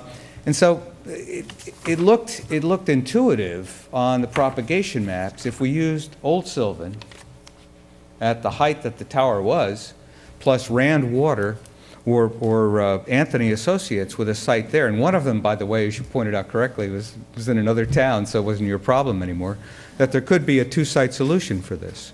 And it looked very, very encouraging. Right. Verizon responded that the availability of antenna height at the Old Sylvan Lake was only 57 feet, and submitted, once again, calculated propagation maps from that site, demonstrating that even with that site and the site at Randwater or Anthony, there would still be a half-a-mile gap. Right. But remember, that's a half-a-mile gap at negative 85, and I point out in my last report to you in the October 3rd report that what about maybe the signal exists at minus 85.1 or 2 or 3, which indeed, if you use significant figures to round something off, it would still be minus 85. Right. You know, we have to think about that precision of any. I always laugh when I see a football game and the guy throws the ball and he runs and the guy falls down and the referee runs up and he says, that's where the ball is. You know, to the best of his ability, that's where the guy fell. His knee hit or the ball hit the ground. Yet when it comes to fourth down, they bring out this precise chain, 10 yards long, and they say, it's that far to a first down. That's the precision associated with anything. And we're dealing with that here too. Right. They're saying minus 85, it stops, life stops after that. But what is the precision associated with anything we're looking at that? And I've asked for that, and it's difficult to do, but when you're making a decision about if a site has been fully justified, you should look to that and at least ask the question. So unfortunately, it was not the perfect two-site solution, but it possibly could work, but there's no record in there's no evidence in the record that say it would or would not work. So quite frankly, we've beaten this review significantly. The applicant's been very cooperative in that. There are some outstanding issues, though, that I point out in my October letter to you, and I'd like to address those for the record because it's never been done before your board, but I Right. imagine you've read it, right? Oh, sure. Yeah, okay. But again, the applicant was given a copy of your letter. There's been no response since then. And so, I think we believe the potential still exists that there could be other alternatives. Okay. In the second main paragraph, I point out the fact that there is, however, no information provided the site at Anthony Associates or Rand Water as to what signal strength expected within the 1/2 mile gap may be. If it were to be, say, minus 85.1 or minus 86.9 dBm, well, that would not be within Verizon Wireless claimed minimum signal strength of minus 85 dBm. Those levels would be well within the accuracy of precision of the model used to generate the coverage maps. Right. Well within the the precision of the model. Note that the accuracy of such calculated coverage plots was previously discussed in prior meetings as it was. And then I highlight the board may wish to investigate what the calculated levels of signal strengths would be in those small gaps. In other words, you stopped at minus 85, but why don't you use your model then to show us in those gaps, is it minus 85.5? Could I round it up? I then point out that there's no information provided on why the antenna heights at both Anthony Associates and Rand Water were limited to 145 feet. Now, that may be an issue beyond my pay grade as far as what zoning permits or what else might be considered, but they used 184 feet. I mean, this tower is 150 and change feet. So why was that? Is this some type of zoning requirement? Would that be the limiting factor? Or could a possible increase in height be evaluated? And I point out your board may wish to investigate higher antenna placement. I then to go on to point that they submitted a very, very helpful, that was SL1, that showed all of the surrounding sites Now, I usually don't see this. This was very, very good of Verizon. All of the surrounding sites in the area, the antenna heights, the antenna types, the down tilt of the antennas, and the power that's transmitted by each of these. And it was interesting that the power transmitted at Old Sylvan Lake, which is the one that they said they couldn't go, was 82 to 90 watts, and both Rand Water and Anthony Associates was only 72 watts. Remember, Mr. Edwards had previously testified to this, that he could control interference by reducing pilot power. Correct. So I said, well, why don't you increase coverage by increasing pilot power? And that's something that hasn't been answered. And I said, your board may wish to investigate the use of higher pilot power at the alternate sites. Then I went on to, because this exhibit was so helpful, antenna placement. As you correctly noted on that thing, there are, that thing, S3, sorry. The antenna monopole has got 3 sectors, 12-foot arms with antennas facing in particular azimuths around the horizon. And each sector, the antennas are very directional. So right on the front of the sector, the nose of the sector, the maximum power is being transmitted. And because of the pattern, it rolls off on each side, so that in the crossovers, the areas between sectors, the power is significantly reduced. And they do that for interference control, they do that for capacity primarily, because then each sector acts like an individual cell site. So by having 3 sectors at one site that can handle probably almost 3 times as many customers as if they just had one omnidirectional. But it is omni in coverage, but because of those the reductions in power, it helps them make it look like 3 cell sites in one. So when you look at this and follow along here, attachment S3 indicates the calculated coverage of Anthony Associates. Attachment SL1 indicates the main beams of the antennas at this site, located at 60 degrees, 180 degrees, and 300. Basically, these bearings are northeast, due south, and west, northwest. A careful examination of the attachment indicates that the bearing from Anthony Associates along the Taconic Parkway is approximately 140 degrees. And I beg the question, is it possible that an antenna aimed directly at the gap, along with the proper pilot power, could result in significant increase in coverage, maybe to fill that little tiny half-mile gap? Right. And it's true with the other ones, that how the antenna bearings were set. This is system design. I'm not going to design Verizon systems. That's clearly beyond our scope as a board, your scope as a board, or my scope as a reviewer. But I can certainly ask the question because sometimes someone just misses that fact. I go on to point out the S11 and S12 and S13. They were interesting. They were the pass clearance or line of sights from one location to another. And I point out, in other words, a line of sight propagation. If you looked at those, you saw a tower at one location and something else at another, and then showed a straight line, either with trees or hills or whatever that might be blocking it. That's an array analysis, it's called. I said they're very attractive, indicate path clearance, a line of sight from one location to another. Unfortunately, there does not to be an explanation on page 3 of Mr. Edwards' report exactly where the path begins or where it ends, or where the Taconic State Parkway might be located. Unfortunately, these attachments are attractive but not helpful. And I go on to point, if your board wishes, it may, ask to have a little further discussion of the paths, because that is indeed good evidence if it's explained properly. And finally, in my last report, I know the last sentence of that same paragraph? Unfortunately, these attachments are attractive but not helpful. Nope, the less visually intrusive structure? Oh, yeah, so let me get to that, yeah. Okay, thank you. And then I point out in the penultimate paragraph, I guess you'd call that, the next to last, if your board wishes to explore the issues noted in bold in this review of the submission. However, your board may wish to move along with the application as it is now. That's your choice.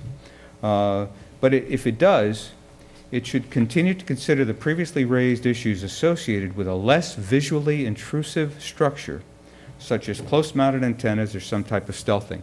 And if you'll recall in the, I call it the golf course application, there was another name for that. But, Wireless edge. Dogwood Knolls. Dogwood Knolls, yeah. Right.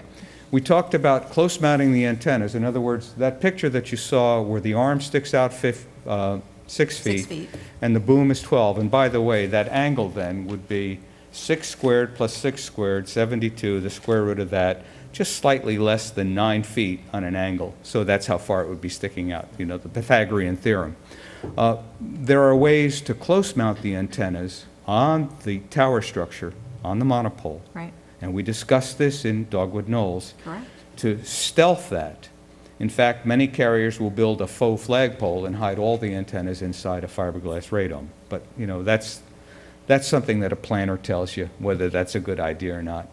Or the other thing is, I think you ultimately did in that previous application, was to determine that a stealth tree was important. And that's why I But said, again, part of that discussion also encompassed the fact that the proposed distance between the potential Could be reduced. co-locators could be reduced. Yes. So again, that gets to the 150 feet, or Yes. could we achieve the same result at a lower height? right. And let me add something But that's... again, could you please just explain that for the, Okay. The applicant, in fact, there's a letter in the record, or it's in another Homeland application, I think it's in this one, that says the industry standard for the Right. minimum height between antennas is 10 feet.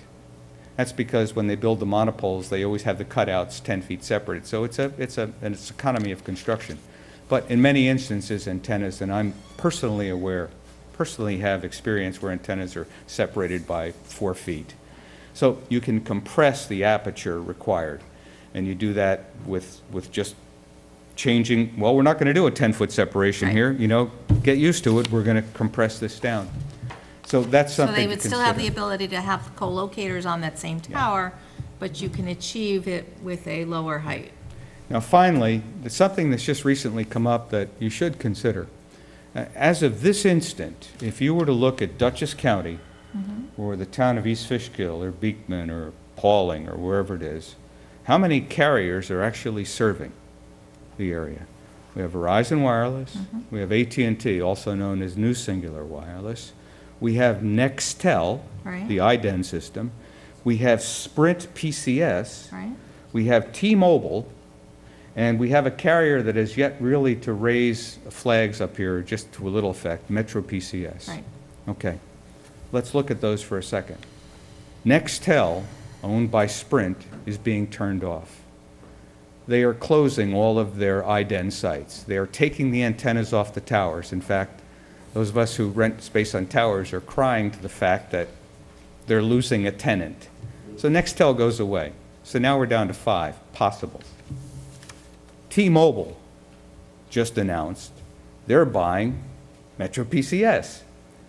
Metro PCS is a CDMA network just like Verizon Wireless. T-Mobile has announced they will be turning off Metro PCS's CDMA system. They will be decommissioning all of Metro PCS's CDMA sites, and they will be putting everything into one array of T-Mobile called LTE, long-term evolution, so that all of the customers, whether they're T-Mobile customers or Metro PCS customers, will now share a similar platform, thanks, to use so their phones when they get them won't be obsolete. So what does that leave you with? AT&T, New Singular Wireless, Verizon Wireless, Sprint, T-Mobile, 4. There's no one else who's got spectrum in the Northeast at this point. Now, maybe in the future, they may have another auction. And if that does indeed happen, then many applicants or many towns will say, well, build it for what you have today, but build the capacity into it that should someone else happen to come along, you can always stick it up a little higher or do something else. And since I do not believe in this, there was adequate testimony or evidence presented that 150 feet was the minimum height necessary to provide the coverage. They showed the coverage, and it was close at other heights. If that's the case, it's possible that the height of this facility could be reduced to accommodate the applicant, in this case, Verizon Wireless, and still And leave cover sufficient aperture at 10-foot separation for the carriers that are present today.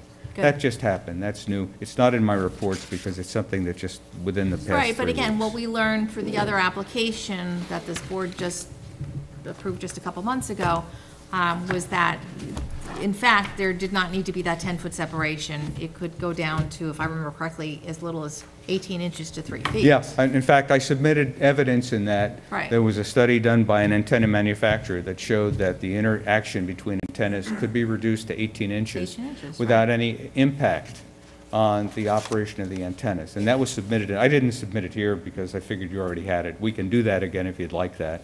Well, I think it's important for It's the the same record of RF this engineer. application. Mr. Edwards did that one too, so he certainly knows what it was. But this is a standalone application, so that's why I just wanted it on the record that there is technology out there that we're now aware of that would allow that separation to be He reduced. said, so if you want to move along, just, then get the planners to tell you what's the best way to stealth this or to visualize, ameliorate the visual Right. impact on the community by such a Right, and again, structure. with the last application, Barbara, this is probably new for you, although I think you were there for the end of it. We did explore monopines and what the trees actually look like these days as opposed to the trees that went up, 10 and 15 years ago. And ultimately, what this board approved for the Dogwood Knolls Golf Course was a tree, a cell tower that looks like a tree. And I hope it was one of those ones, the good one, not a bottle brush, right? We'll never know So- until it gets built. Until it gets built, so. All right, are there any other questions from board members? Just a practical question. I mean, one of the things we've been doing through the review process is to see if you and their engineers could exchange some information and get rid of some of the issues. I know in your letter that you had the telephone conference call. Were these issues discussed during these conference calls, or are these issues that resulted after the conference call? The primary, the Attorney Mirando can also hopefully support this. We discussed the old Sylvan Lake site, and it's a composite pole. It's an inability to be higher. That was the primary thrust because at that point in time, I was still searching for a two-site solution. I mean, that was it. My comments with respect to signal levels and the precision had been raised previously, and there was nothing that additionally came out of that. And I think the other note that I might have had in there was the pilot power. The pilot power was not brought up in that meeting. That's something, as I continued then with my independent review, when I began looking at this very closely, said, wow, look at that. It's reduced, and look at the bearings of the antennas. Right. That was not a function of that meeting. It was primarily the availability of Old Sylvan Lake. Okay. Okay, thank you. Unless board members have additional questions for Mr. Grafe, what I'd like to do is get to the public comments at this point. And, you'll still be here, you'll listen to the public guess so. comments, and if there's any appropriate questions, we'll direct them to you. And I'll just take my seat over there. Thank you. Thanks. All right, so with that being said, if there is anybody from the public, what I'm going to ask you to do, please, to sign in. You can sign in.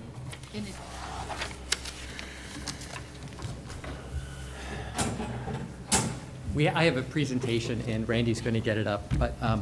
Your name, please? Sure. My name is George James. I'm a planner, and I work in the field of visual simulation, and I have for most of my career. And I was asked by neighbors of the tower to take a look at the visual resource evaluation that was submitted and evaluate it, see if it was accurate. And I found that the VRE contains several technical issues that, in my opinion, make it incomplete for the purposes of evaluating the project's impact and visual resources. And I've written up my opinions in a letter dated April 2nd and 2 other short responses. And while I'll be summarizing my major findings tonight, I encourage you to review the letter, and if you have any questions, ask me. Now, we have a purple screen. Well, I think pink here. Put the lights. Okay. Yeah. At least have All right. It's still purple, but Okay. we can deal with it. Go ahead. Can we try it with half the lights off? Yes, can we have half the lights on? Otherwise, I will have trouble. Okay, all right. No, not work- can we The s- other half. Other half. The other half. There you Yeah, go. there we go. Thank you. Okay. I'm going to be going over. Whoa. Oh, my. Keep going. Okay. I'm going to go over 4 of my major findings tonight. First, and I believe the most obvious That's problem, fine, and don't worry about it. Yeah, don't- is the image quality. Could you go to the next slide, please? Next slide, he said. Next slide. All right. So this is a reproduction of viewpoint 3 from the paper version that was submitted. The images are low resolution, blurry, obvious glare.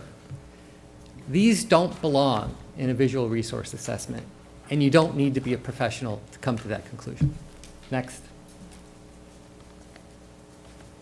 Quality matters when you're evaluating visual resources, and clear images help people understand the quality of a place.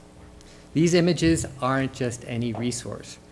This is the Taconic, on the National Register of Historic Places, a New York State scenic byway, and an important inventoried visual resource. Yet it's represented like this. Next. Next, please.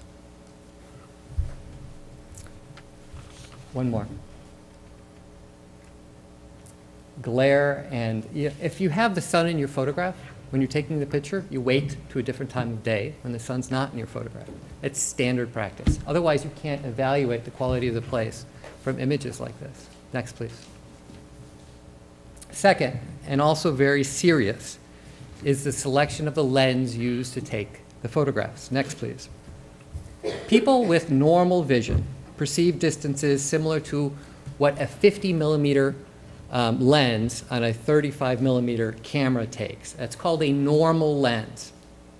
If it's larger than that, it's telephoto. If it's smaller than that, it's wide angle. The applicant used an 18 millimeter lens with a camera with a small sensor, which is the equivalent to a 28 millimeter lens on film or a full frame digital. This is a 28 millimeter image. Now I'm going to ask you to take a look at something in the distance here, like this 1440. I'm going to switch this to a normal lens. Next. Things are larger. They're bigger than they appear. This is how a person would appear, that would see this view. Go back, please. We'll do that one more time. Yeah, okay. All right, that's forward. This is a telephoto lens. Again, look at the 1440. Now, the default for photo simulation is 50 millimeters. If you can do a shot with 50 millimeters, you do the shot, because that's what people see. Now, in urban environments, you often do use wide angle because you're often very close to what you're trying to simulate, and you need to get the entire action within the frame of your photograph. And the distance perceptions aren't as important in urban environments. And at times, you want to use a telephoto lens to simulate the acuity of the human eye focusing on an object far into the distance. But rarely, if ever, is it appropriate to use a wide-angle lens for a long-distance shot of a cell tower, simply because it's not a reasonably worst-case representation of the project. Next, please. This is, again, a review. That's the wide angle. This is what they used. This is a normal lens, and this is a telephoto lens. They should have used mostly this. They could have used some of these. And I don't think there are any shots that are so close where they had to use a wide angle lens. Thirdly, next, is the method used to produce the photo simulations. In the 21st century, producing photo simulations solely using Photoshop and 2D images or photo processing software is not best practices. And that's exactly what's done in this VRE. What most professionals do, go to the next please, is they start with a photograph like this. Next please. And then they model in 3D what the action's going to be. In this case, we have proposed satellite dishes on top of this building with some screening. And then, next please, you merge the photograph with the rendering using known match points, references. Next please. You render the action so that you're using the proper specific time of day, specific season, The sun is in the sky, so it's casting an accurate shadow. And you produce the final photo simulation like this. And why do we do it this way? Why has this become the standard practice? Because it's verifiable. Different operators using the same inputs will produce essentially the same output. It's much more scientific. Instead, the applicant used an image of a tower taken from another place in different lighting conditions and scaled it using a balloon as reference to both its size and location. There's a lot of judgment involved in that process. And different operators will produce different results. That's why the images produced, I call images produced this way, artist renderings that use photograph as media. They may show the intent, but they cannot be independently verified as accurate. And additionally, as near as I could tell, the simulations just show the tower. An action consists of the equipment sheds, the fencing, the tree removal, the site grading, and the road. All elements of an action should be simulated when you're simulating this in this process. And while it's not clear if all elements would have been visible in any of the simulations, it's likely at least some of the trees which are to be removed would be. Now, and it's important for me to say that I'm not the only one that does things this way. This is a screenshot of a 3D tower from Saratoga Associates on a project they did for an applicant in Schwangum in Ulster County. It's not exactly novel. Next, please. This is a simulation of this shot over here, done in 1997 by my old firm for AT&T. And indeed, and I think this is also important to say, Homeland Tower used to submit applications with simulations performed by a firm that uses the same technique, but no longer uses that firm. Next. Viewpoint selection. Okay, next page, next. This is easy. This page shows all the viewpoints that have been analyzed from private property, which is none. Seeker tells us that we're not to be concerned with the project's visual impact on private property because Seeker is interested in the public sphere. But this is a ZBA. And part of your decision-making process when making a discretionary action needs to be the impact on private property. Even if all the technical details of the visual resource assessment were rectified, we would still be hard-pressed to say what the impact of this project would be on private homes which abut the site. And I think that would be very important before you make any decision regarding this tower. So, next please. So, image quality, lens selection, photo simulation method, and viewpoint selection. Taken individually, in my opinion, any one of these deficiencies brings concerns over the reliance of this document for any decision making. Taken together, the document cannot be used as an assessment of the project's impact on visual resources. Now, tonight my job has been to provide a professional assessment of the application, but I'm going to conclude by editorializing for a moment. This work is far below our established standards. Homeland Tower knows the right way to do this, or at least they've done so in the past, yet chose another method for this application. It's not like they've been doing things this way for 15 years and haven't evolved. They've devolved.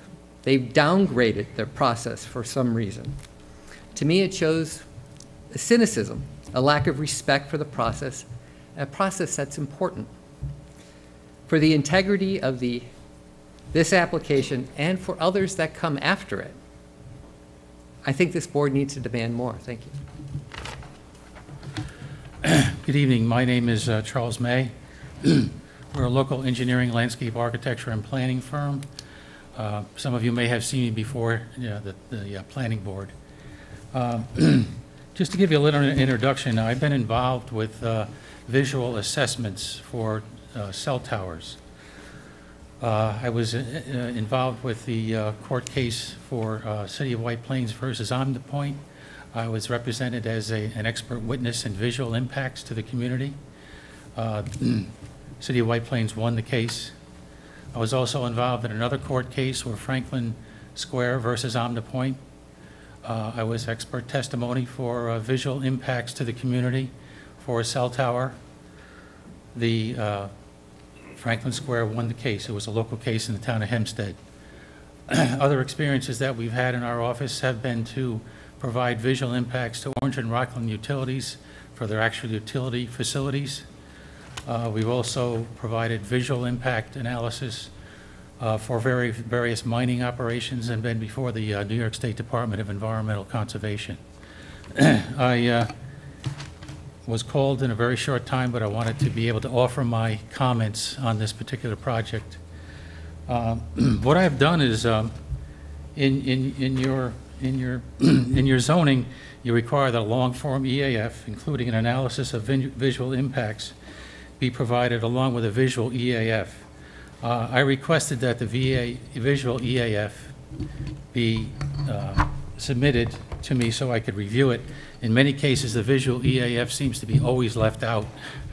And so therefore, I wanted to be able to share with you some of the impacts, which you probably haven't had an opportunity to read the visual EAF addendum, but in many of the court cases that I've been involved in, this is 617.20, it supplies a lot of information as to the visibility of a particular project. I think we can all share the fact that the historic site, which is known as the Taconic Parkway, is going to be visually impacted. And it will be, according to the applicant's analysis, it will be visible in all seasons, the tower. Now, the interesting part about it is the fact that the annual number of viewers likely to observe the proposed project in an annual year would be 9,934,205 viewers. That is over the top, as you may realize. I just want to repeat it for the record. In an annual number of viewers likely to observe the proposed project would be 9,934,205. Now, that would be also in the cases in which I became involved in, which I think the planner had alluded to. We actually took photographs from the homeowners. And the homeowners, when you take photographs to the location of the tower, from a patio, from a bedroom, from a dining room, from a living room, it's no longer a dynamic image. Right. The image itself is stationary. So when you come home at night and you're barbecuing your hamburger on your patio, you're looking directly into a cell tower. So keep that in mind. When people are affected by this, it is something that they will never forget once it's approved. The other thing is that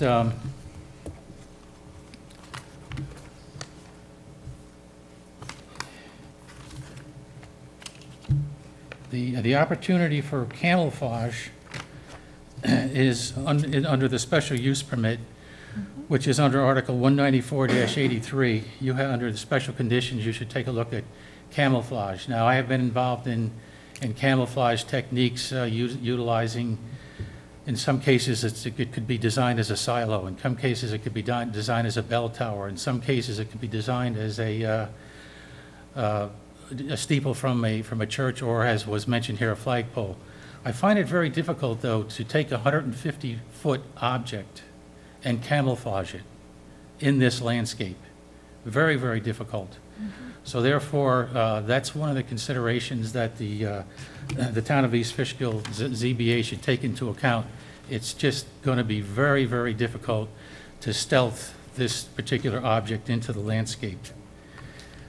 The other thing is that I have learned through my experience having been involved in these cases and as an expert witness, and you, according to in your zoning code 194-44, some of the standards for all special uses, one of them is impact on the surrounding properties.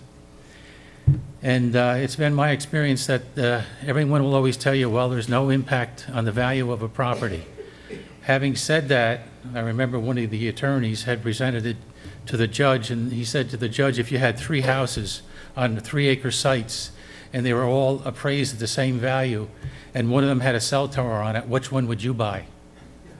So that's an aspect that you have to take into consideration. And the other thing too is that in your zoning code, as I reference the zoning code 194-44, you are also a member of the Greenway Connections. So therefore, you are subject to taking a look at the guidelines for the Greenway Connections. And I don't think there's anybody on the ZBA that understands that the Greenway Connections are preservations of the landscape in the Dutchess County area. So I would like you to take that into consideration also, the thought that you are a Greenway Connection Township member. And the other thing in Article 194-45, you have also, you can refer this project to the Architectural Review Board, which I don't know if you have. I don't know if you're interested in doing that, but I would be interested to get feedback on their particular comments, because it's my understanding that in many cases with some of the condominiums and some of the other subdivisions, the architectural aspect of a project is taken into account. Having said that, I have been before this board and the planning board, as you know, for many, many years, and I also served as for a decade as the environmental monitor for the town of East Fishkill. So I'm familiar with the town of East Fishkill. I know that it's very difficult to get approvals in the town of Fishkill because I've been there and done that. And out of respect for the Zoning Board of Appeals, I wish that you would take a very close look at this particular application and review it for its aesthetic impacts to the community and the people that live within the community itself. Thank you. Good evening. My name is Randy Braun. I'm a resident of Little, Switzerland. I'm also an attorney admitted to practice before the courts of the state of New York, the United States District Courts for the Southern and Eastern Districts of New York, the United States Court of Appeals for the Second Circuit, and the United States Supreme Court. I come before you tonight to speak in opposition to this proposed project. At the outset, I wish to emphasize that this board, under both federal law, state law, and under the East Fishkill zoning code, has considerable authority and discretion to deny this application. The applicant here does not have an unfettered or absolute right to construct its tower simply because it is a permitted use. Indeed, simply because a gap in service exists in an area does not mean that the public interest necessarily tips the balance in favor of allowing a variance, particularly a variance as large as this one. If that were the case, then local boards such as the ZBA would be obliged to approve virtually every application that came before it, and a public hearing would be nothing more than a mere exercise in futility. That is not the case here. Now, in connection with this presentation, I have prepared for you some binders that contain submissions that will be referred to not only by me, but by others coming behind me. So for ease of reference, we're providing them to the board, and these are submissions in opposition to the project. Now, there are 3 areas of law that we need to consider with respect to cell tower placement. There's federal law, state law, and the zoning code for the town of East Fishkill. We should have one for the clerk. Okay. Thank you. Good. Okay. So, just to repeat, there are 3 areas of law that we need to consider. Okay. There's the federal law, the state law, and the zoning code for the town of East Fishkill. Now, under the federal scheme, the Telecommunications Act of 1996 is the operative statute. TCA neither mandates nor guarantees the right to seamless, ubiquitous, or 100% coverage. Indeed, Congress anticipated that certain gaps in coverage would exist and that there would be unserved areas. The issue of seamlessness is not a legal issue, nor is it a legal mandate. It is a corporate wish of this applicant that this board is not required to fulfill legally. Now, the TCA expressly preserves local zoning authority over personal wireless services subject to certain limitations and some requirements. There are 3 conditions. There may not be unreasonable discrimination among providers of functionally equivalent services. personal wireless services may not be prohibited, and a request that may not be denied on the basis of the environmental effects of radio frequency emissions. The TCA further requires that any decision regarding an application be in writing and be supported by substantial evidence. Now, substantial evidence is a very important concept for this board to consider. Substantial evidence requires more than a scintilla, but less than a preponderance of evidence. Substantial evidence has been defined by the United States Supreme Court as, I quote, such relevant evidence as a reasonable mind might accept as adequate to support a conclusion, unquote. So where a denial is supported by substantial evidence, generally it is upheld by the courts. Now, the United States Court of Appeals for the Second Circuit, which is the circuit in which this project is located and which has jurisdiction over this project, has denied application, or excuse me, has affirmed the denial of applications for cell towers in the seminal cases of Sprint Spectrum versus Willith and OmniPoint Communications versus City of White Plains. In addition, earlier this year, the Eastern District of New York upheld denial of cell tower applications in the cases of Clear Wireless versus the Building Department of Lynbrook and T-Mobile Northeast versus Town of Islip. Now, we also have the state law scheme that we need to deal with. State law, there are two seminal cases under state law. One is Consolidated Edison versus Hoffman. The other is Cellular Tel Company versus Rosenberg, which is cited by the applicant in its application. Under the Consolidated Edison Company versus Hoffman case, the Court of Appeals in New York, which is the state's highest court, has held that where an area variance is sought, in addition to showing a need, a significant factor that must be considered is the magnitude of the variance. The greater the deviation, the more likely it is that the impact will be severe upon the community. Plainly, a utility, or a public utility, may not place a facility where it chooses within a community.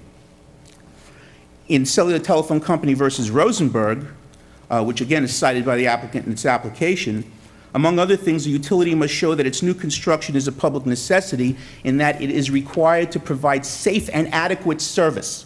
Now, this is an important concept because Verizon and Homeland Towers have repeatedly made representations in the record that they want seamless coverage. Seamless coverage is a wish. It is not a legal mandate.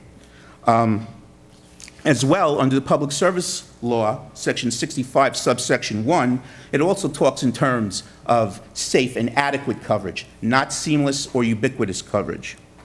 Under both of the cases I've talked about in New York State, the intrusion or burden on the community must be minimal, and I emphasize it must be minimal. It is only where such an intrusion or burden is minimal that the showing required by the public utility is correspondingly reduced. If it's highly intrusive, then there is the burden is greater than if it is a minimal intrusion. Now, the East Fishkill Town Zoning Code also deals with cell towers and deals directly with the issues of intrusion and burdens on the community. And I think it's important to recognize that this town has made a great effort to deal with those issues. Section 194-78 of the Zoning Code mandates expressly that construction of a commercial cell tower must comply with the general standards for obtaining a special permit as set forth in Article 9 of the Zoning Code. Now, Article 9 includes Section 194-44, which is entitled Standards for Special Permit Uses, and it does not permit the granting of a special permit unless each and every condition contained in Section 9 is met. In addition, Section 9 is incorporated by reference in Sections 194-82 of the Zoning Code entitled Standards for Issuing a Special Permit with respect to a communications tower, and Section 194-76 entitled Commercial Communications Towers and Antenna Installations.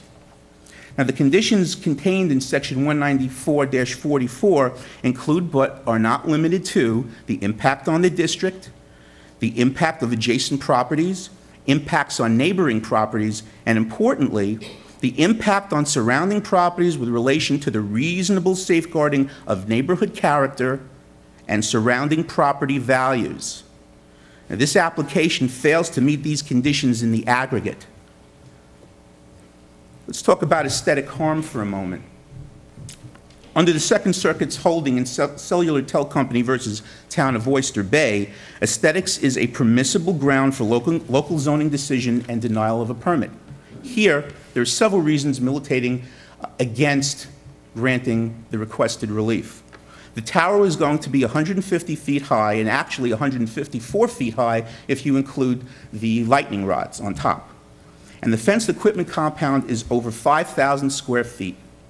It's going to be seen from many vantage points. The tower is going to stand approximately 3 times the height of the tallest existing tree in the area. It's not going to be disguised as a tree or a flagpole. It's going to look like something directly out of Star Wars in a science fiction movie, and it's going to be an eyesore to residential neighborhoods, thereby destroying their character and the picturesque qualities of the surrounding areas. In addition, and again, the number has varied from the initial application to the present time, but between 60 and 70 trees, I'll say, will be cut down, thus making the tower and compound even more visible from a number of locations, including the rear and front portions of homes in Little Switzerland, the homes on Dartantra Drive, the homes in the Swiss Hamlet, and directly across the Taconic State Parkway on Old Sylvan Lake Road and the areas right in back of it as the elevations go up. Can we have the first? There you go. Here's a height comparison for you. The proposed tower is the equivalent of a 15-story building with a height of approximately 31 mid-sized automobiles stacked on top of each other in an area comprised primarily of 1- and 2-story single-family residences. It is entirely out of scale and in great contrast to the natural aesthetics and character of the surrounding area. And you can see that we've got the cars, we've got the tower, we have some, here's the trees. Here's what the towers look like. In general, you can see the science fiction type nature of this thing, et cetera. Can we go to the next one, please? Okay. Now, I think this is important. It may seem simple. Sure. You gave us these folders. Are all these exhibits in the folder? Yes, but I think for purposes of the presentation, I think You've changed the order, that's all. Well, no, I haven't changed, I have not changed the order of these. I believe these are in my letter, my initial But letter. whatever we're going to see tonight, we also see in the binder? Yeah, we should see those in the binder, correct? Everything that you're going to see tonight has been included in various submissions that we've already made to the board. But they're not in the binder? They will be. They are in the binder. Everything that we've submitted is in those binders. Okay. Okay. I just want to make sure, because you're speaking about something, if it's not in the binder, we obviously won't. Right, no, I just wanted to obviously. make sure, because I went to the immediate back of the first presentation, I didn't see that. Obviously. So as long as it's in there, we Yes, have it. it's Okay. included. Now, this may seem simplistic, but it's actually instructive. To your right is the weather balloon that they flew with the balloon test. It's approximately between 16 and 20 square feet. That's the size of the balloon. This is the size of the 6-carrier array at the top of the tower. You can see that the use of a 4 to 5 foot diameter balloon gives the viewer a false sense of the overall scale and area of the antenna structure. This is not some small item. This is huge, and this is going to be seen from numerous areas multiply this. This is going to be seen from multiple areas in the neighborhoods that are affected. Can we see the next one, please? Here's the viewshed map, Verizon's viewshed map as prepared by IVI. It shows areas covered in or colored in red within the viewshed requiring investigation, and shows further that the ridge on which the homes on Innsbruck Boulevard sits are a problem area, including the rear portion to the tower directly. In this instance, the application fails to follow its own recommendation, which states in pertinent part, and I quote, "The viewshed map is a tool that can be used to determine areas where views of the proposed tower are potentially visible and that should be studied further," unquote. Notwithstanding such admitted need for further study of Innsbruck Boulevard, no further examination or investigation has been conducted. None of the over 40 photographs submitted to the CBA was taken from the rear of any residence on Innsbruck Boulevard at the top rear portion of the ridge, which is in plain line-of-sight view of the proposed tower. The evaluation's deviation from its own recommendation is a critical flaw that cannot be ignored. Additionally, not one of the evaluation's photo simulations superimposes either the proposed equipment compound, the sheds, the 6-foot-high security fence, the 12-foot-wide double swing gate, or a view showing cut-down trees and vegetation, so as to provide an accurate portrait of how the proposed structures will look in relation to the surrounding area from various vantage points. Plainly, the project is not in harmony with the zoning code, given the adverse impact on the district, adjacent properties, neighboring properties, the neighborhood character, and surrounding property values. None of the applicant's submissions or discussions at the review hearings addresses any benefit to the neighborhoods from this tower or how any adverse impact from the project will be ameliorated. Now, if you look in the binder, and we have an affidavit, an original that's been submitted in one of the binders, from Anthony Serino. Mr. Serino is a real estate agent and was here for the last meeting that we weren't able to convene. He's unavoidably detained or unavailable tonight, so I've had him submit an affidavit for purposes of the board, and that will be read into the record at some point later this evening. But I wanted just to refer to it because as a matter of local law, as a matter of law, a local board may consider economic injury in determining whether a negative aesthetic impact is significant in a residential setting. As set forth in Mr. Serino's affidavit, and as a matter of reality, many people are reluctant to purchase houses in neighborhoods where cell towers are located because there is a common perception by potential buyers, whether real or imagined, that there is a health risk. Now, it is that perception, combined with the adverse aesthetic impact, that drives down property values throughout the neighborhood as a function of price, stigma, and a reduction in the universe of potential purchasers. Now, there's also a danger here of a single carrier tower. And I think it's very important to deal with that issue briefly. I think it was dealt with earlier on this evening. But by its own admissions, Verizon claims that it needs a minimum center line of 146 feet in order to obtain the coverage that it needs. Carriers other than Verizon will have limited to spotty coverage below that height, and that's shown on the maps that they have submitted. As the height goes down, the coverage decreases. So, given those admissions as contained in the public record, Verizon is acknowledging that co-location is an unattractive item. The topography of this area is not going to change, so taking the applicant at its word with respect to the minimum center line height it needs, potential co-location is speculative at best, particularly in view of Mr. Grafe's recent statement concerning the new developments in the telecommunications area. Currently, the applicant has no lessees other than Verizon. There is no guarantee that other carriers will co-locate, particularly in view of Verizon's repeated public statements and submissions concerning dubious coverage below the 146-foot center line.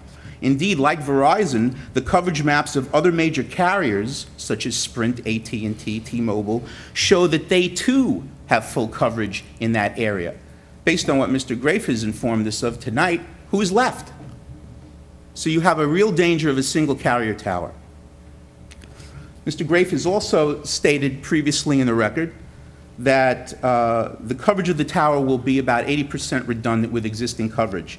Only 20% new coverage at best for a very small gap on the Taconic State Parkway will be provided.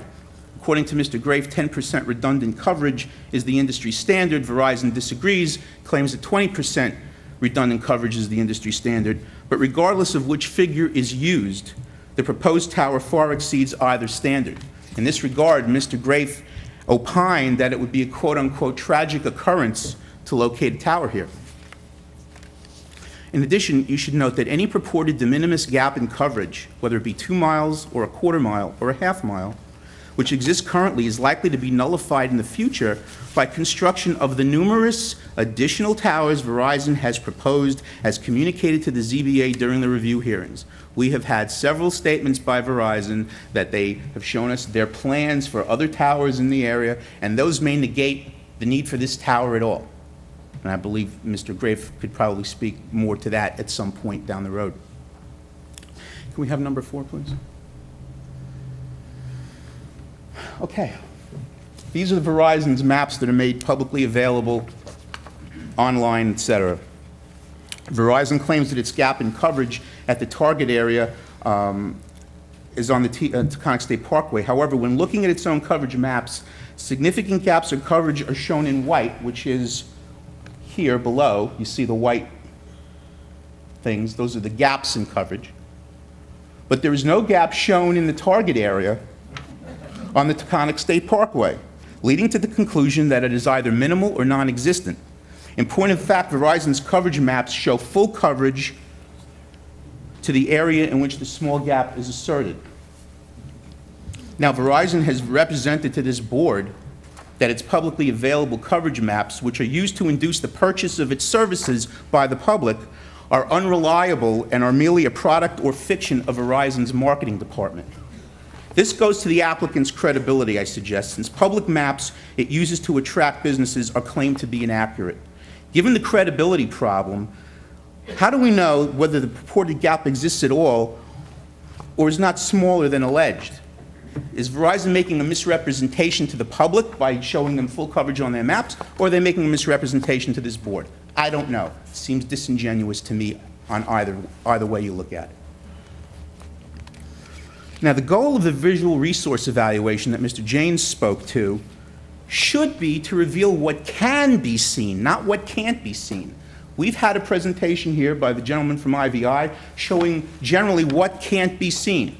I want to know what can be seen, because if you take a look at this more in depth, you will see that the visibility of this tower from many areas is high. It's a highly visible structure. It can't not be. I hate to use a double negative, but I'm sorry. And as will be presented later on this evening, you will see what percentage can be seen from various areas going out to a 2-mile limit. Now also, as Mr. Grafe had noted, there's been a failure to investigate alternate technologies, but I suggest to you that there's also been a failure to investigate co-location on existing power line transmission structures. Contrary to the statements made to this board, in the Dogwood Knolls hearing by counsel for Wireless Edge, which is the same counsel that represents the applicant here, there is no moratorium on the co-location on transmission line towers in Dutchess County. We have contacted Consolidated Edison, and we've contacted Central Hudson, who have said there's no moratorium since 9/11. No one has made an application, but certainly they would entertain an application, and that's a possibility that should be dealt with and addressed, and it hasn't been. In addition, Mr. Grafe's comments in his October 3rd letter have not been addressed at all, and I agree with him that those issues need to be resolved and inquired into as well. Over 260 letters of protest and a petition have been provided to this ZBA. Throughout the review process, there was absolutely no discussion as to how this project would benefit the residents impacted or how the neighborhoods would be affected adversely.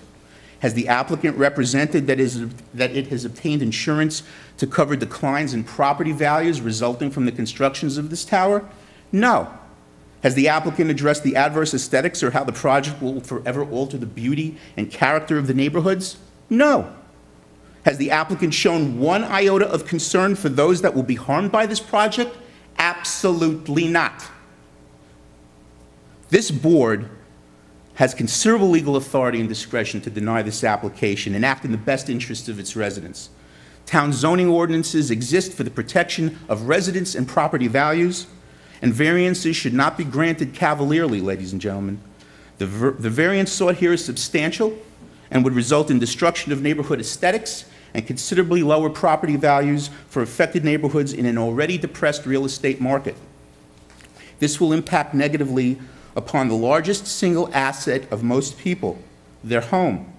A variance of 40 feet for a looming, otherworldly monolith in a densely populated, mature residential neighborhood that is in close proximity to the structures is highly inappropriate. The ZBA is not obligated to approve this desired site so that Verizon can meet its coverage objectives, not at all. Although a balancing has to occur between the interests and concerns of the communities on the one hand and those of the wireless service and infrastructure providers on the other, the severe and adverse impacts on the communities here in the aggregate far outweigh the desire or need of the applicant. We, the residents of the affected neighborhoods, depend upon the ZBA to protect our interests, and I implore you to protect us in this instance. Thank you very much. My name is Kathy Braun, and I live at 33 Innsbrook Boulevard, approximately 750 feet away from the proposed tower. I'll try to edit as I'm going along what I'm saying, because I know Randy actually touched on a couple of things.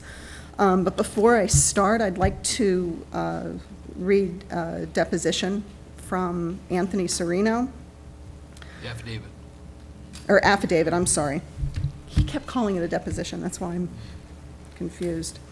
Anthony V. Serino, being duly sworn, deposes and says, I am a licensed real estate associate broker with Houlihan Lawrence. I've been a top producing agent for 9 years. My firm is the oldest firm in the country, and my office, which is located on Route 52 in East Fishkill, is the #1 producing office in Dutchess County in total dollar sales volume per Mid-Hudson MLS.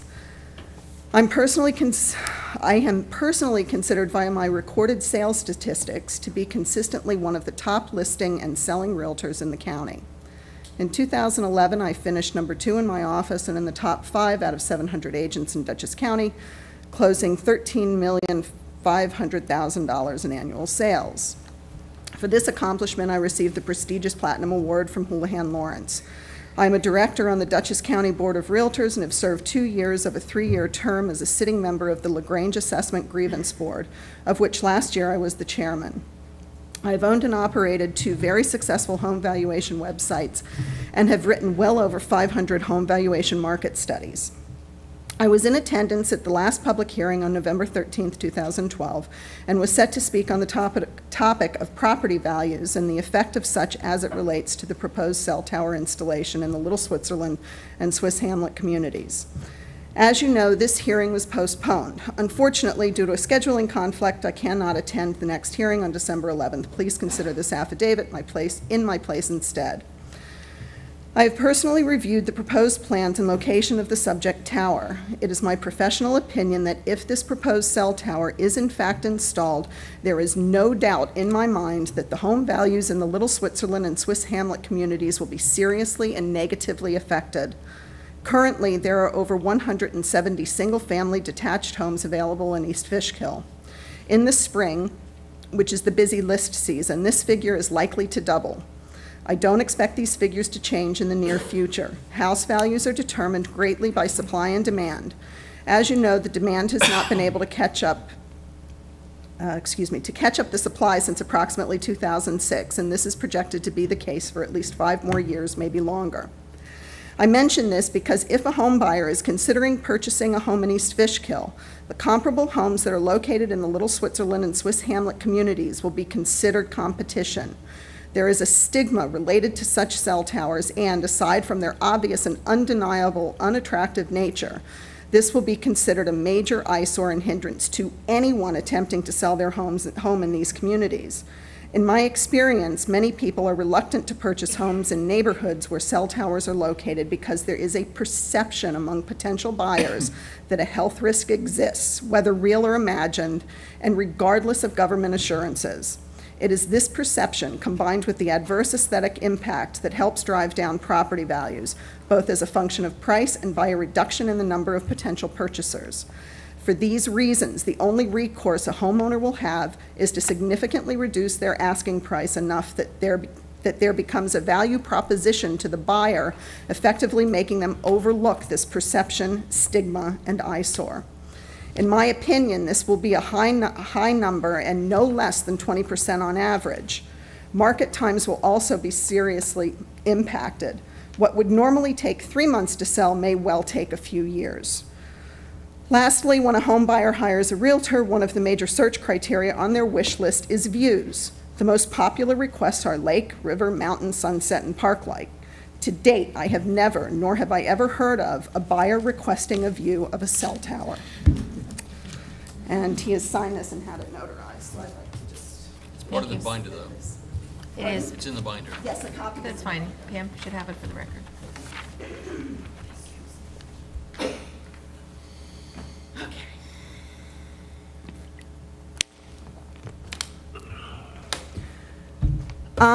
Also in the binder are photos taken from different backyards that are within the closest proximity to the tower. And you can see exactly where the tower is going to be located, or the approximate location, excuse me.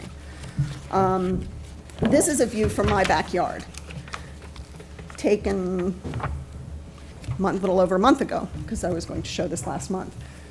When I look out my window, I can clearly see homes across the Taconic. If I can see the house across the Taconic, do you really think I'm not going to be able to see a 150-foot cell tower out my window? That's a heck of a lot closer than that. So those photographs, I think, are very important for you to look at so that you can see exactly how people's homes are going to be impacted.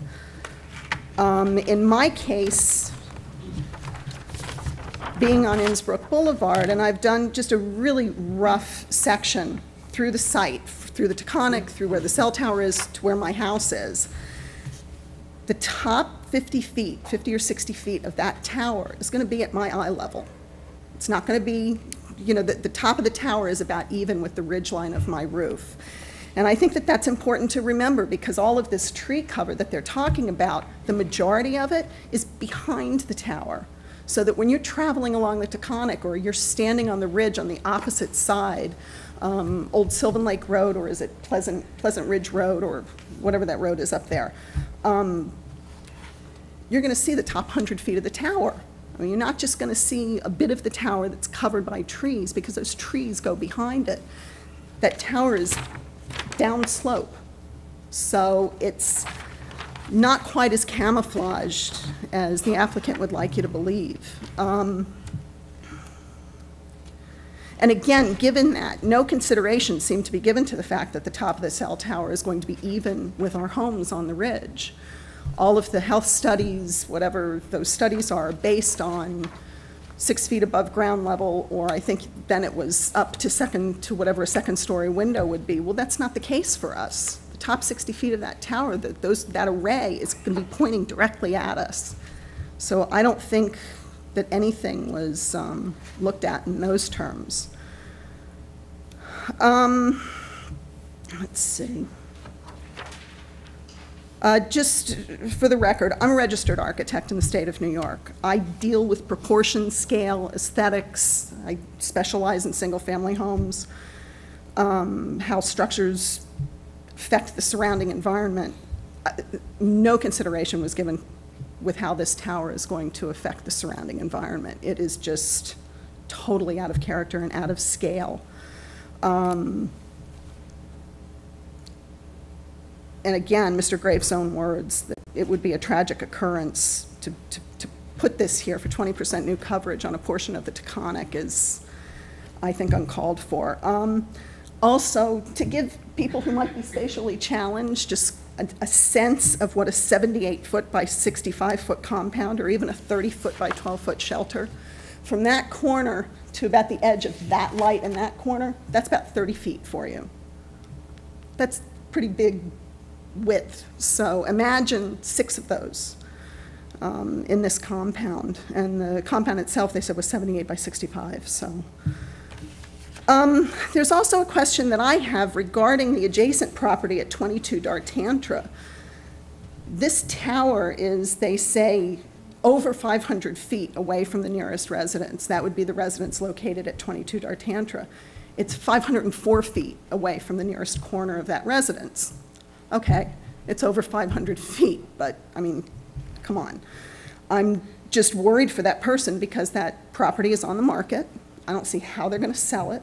It really renders, because again, it's a long, skinny lot. It's going to render that property useless. How are they going to sell it? If they ever want to add on to their house, they're going to be within that 500-foot setback. Are they out of luck? Is it, oh, well, too bad for you? I mean, that is just really a concern.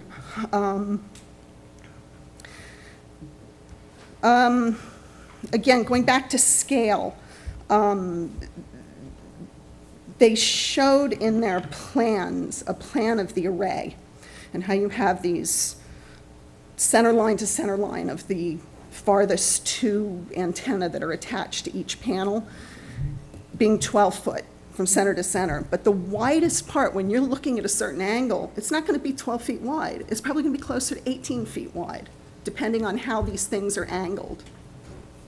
All right, and I don't know if this helps for you.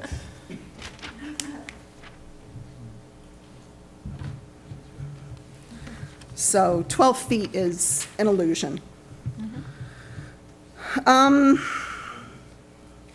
visual resource evaluation. Mr. James went into some detail, Randy went into some detail, as did Mr. May. But one of the comments that the applicant made last December, and it's in the meeting minutes, and I quote, that they were trying to work closely with the community. No one in our community knew about this balloon test. No one. They didn't contact anyone. They didn't let us know it was happening other than the minimum requirement of putting a notice in the newspaper. They proceeded with their balloon test. They could have very easily knocked on any door. I don't think that anybody in this room would have turned them away had they asked to take a photograph from our backyards. No brainer. They didn't. The other thing that they did was they went out of their way, and like Randy had said, to show what wasn't visible. They avoided showing what was visible. All of the photographs that they took, especially on Innsbrook Boulevard in front of my home, Innsbrook Boulevard is a lot lower than where my house sits, so they got really good photographs of the rocks in my front yard and my driveway. Of course you're not going to see it. You need to go up and look in my backyard. They didn't. There were also a number of photos in their visual evaluation that were taken from locations 3, 4, 6, and 7 that clearly showed the visibility of the balloons. I mean, they're pretty visible. They're right there. They didn't do simulations in those locations. I'm not sure why. They probably should. Let's see.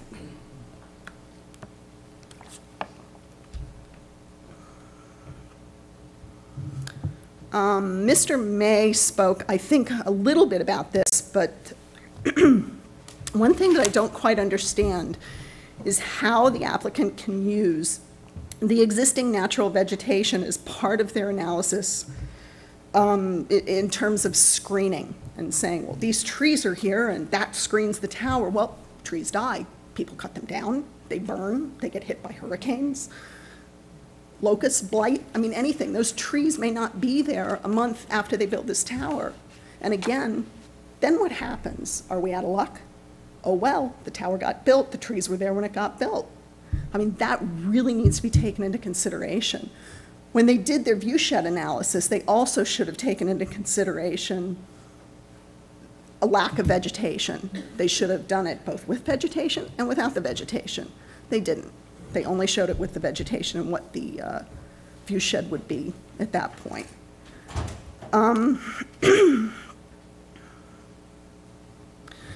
One thing that we had done is our own view shed analysis using software called GRASS. And it clearly shows a much wider area of visibility than the applicant showed. GRASS is a GIS software. It uses publicly available USGS topo maps and things like that, and you put in the same type of criteria that the applicant put in. Those are just the basic assumptions: the location of the tower, 150 feet, And you can see that within a quarter mile, 74% of that area within a quarter mile will be able to see this tower.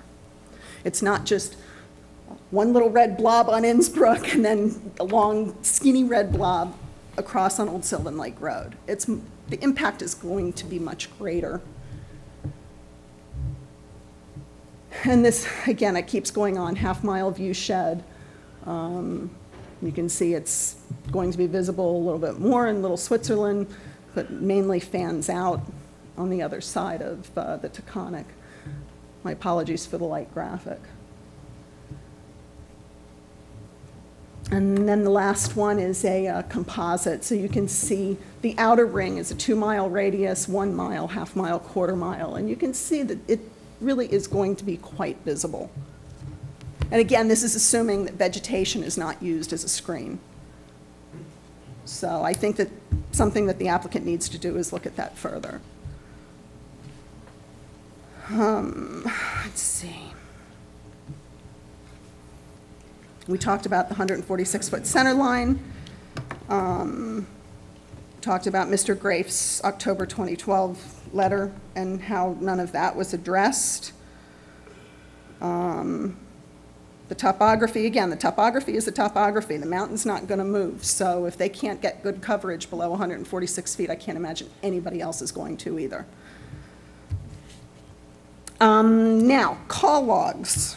We did our own drive-through tests, drive-by tests, using, at least in my case, a Verizon wireless phone, which I sit on my couch 9 out of 10 days. I get 4G coverage. I don't have calls drop. I'm 750 feet from the proposed site. So if that's the target area, there isn't an issue. One of the tabs contains those call logs, and you can see that there were, I think, 2 drops out of maybe 20 calls. Not quite sure between the two of us how many there were, but 2 drops. The rest of them, we drove anywhere from getting on the Taconic State Parkway, heading north on Beekman Road, all the way up to 55, get off, turn around, come back down, continuous call right to my house, no issues. I didn't have any calls drop in the ones that I did. And those were as recent as yesterday.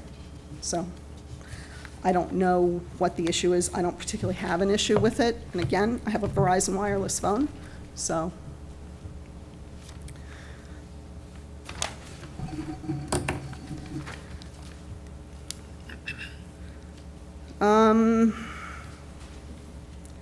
The co-location issue on power and utility lines, again, I personally spoke with Steve Sokol at the Public Service Commission of New York State. There's no moratorium. They get applications. It should be looked into further. I think that there are alternate technologies that needed to be looked into that haven't been looked into. Repeaters, distributed antenna systems. You know, again, these are things as a layman that I've looked into. So I think that those kinds of alternate technologies need to be looked at. I know why Homeland probably doesn't want to look at co-locating on existing towers, or why they don't want to look at some of these alternate technologies or co-locating on power lines and utility poles. There's nothing in it for them. Homeland is here to make money. They're not here to worry about how much money we're going to lose when our house values get destroyed. So that's, I think, a huge conflict of interest where Homeland Towers is concerned. This is not Verizon's application. This is Homeland's application. Why should they go and talk to the people that own the tower at Old Sylvan Lake Road about possibly going up a little higher, rebuilding the tower, anything? There's nothing in it for them. So of course they're not going to go out of their way to do anything like that. It's all about money. So lastly, in February, in writing, my husband and I extended an invitation to the board to come and visit our site, visit our home, look in our backyard, let us walk you around. We can show you where the tower is proposed to be and what the impact would be on our homes. I'd, again, like to extend that invitation. I know that the board spends an inordinate amount of time making site visits for 2-foot fence variances, pigeon coops, chicken coops, swimming pools, the like. So I think that something of this magnitude really warrants the 3 board members that are making this decision to come and see exactly what you're dealing with. Let's see. Also, I think it's important that you adjourn this hearing to the January 8th meeting because of last month. We had consultants that weren't able to attend this month because of scheduling conflicts. So I ask that the hearing be adjourned to January so that we can make those adjustments. What other consultants? Well, Anthony Serino, for one, wanted to be able to come here in person and speak with you in case there were any questions or things like that. Okay. So I think it's important. I also don't think that... Any other beyond Mr. Serino? Mr. May will have more material for us in the following month as well. Okay.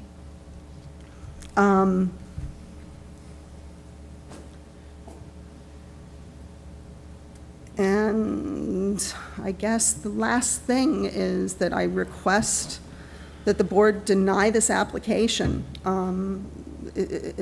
Deny the application based on the substantial evidence presented here by us as residents and the lack of information presented by the applicant.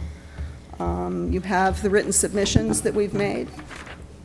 I hope that you look at them if you haven't already, and hopefully they'll help you make your decision. I have one question for you and your husband. Sure. How long have you lived in your home?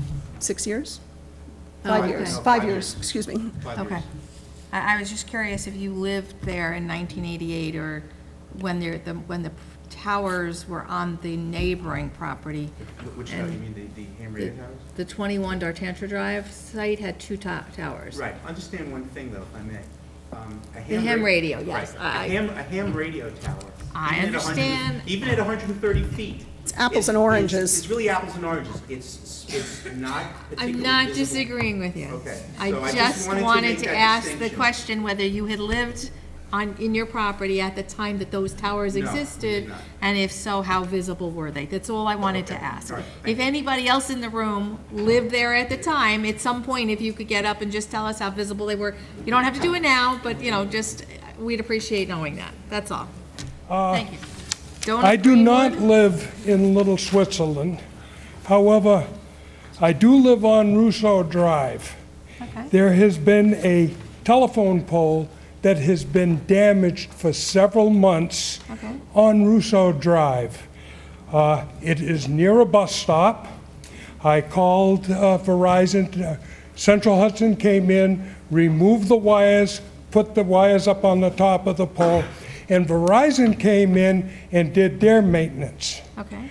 What they did was tie a rope to the top of the pole to the existing pole that Central Hudson put in, and that is the way it has been for several months. Okay. Now, I called Verizon, and I will tell you that they were less than cooperative. I came down and saw the town supervisor, talked with his secretary, and she tried to get them to do something about it because this pole is near a bus stop. I have photographs here. And based on this, I can understand why the people in Little Switzerland don't want Verizon there. Well, how are they going to take care of their property if a safety issue arises? It's not a view. It's not property. There are children up there. Hole in the fence, youngster goes through. All I can say is history is based on previous history. And I will give you these photographs. Okay.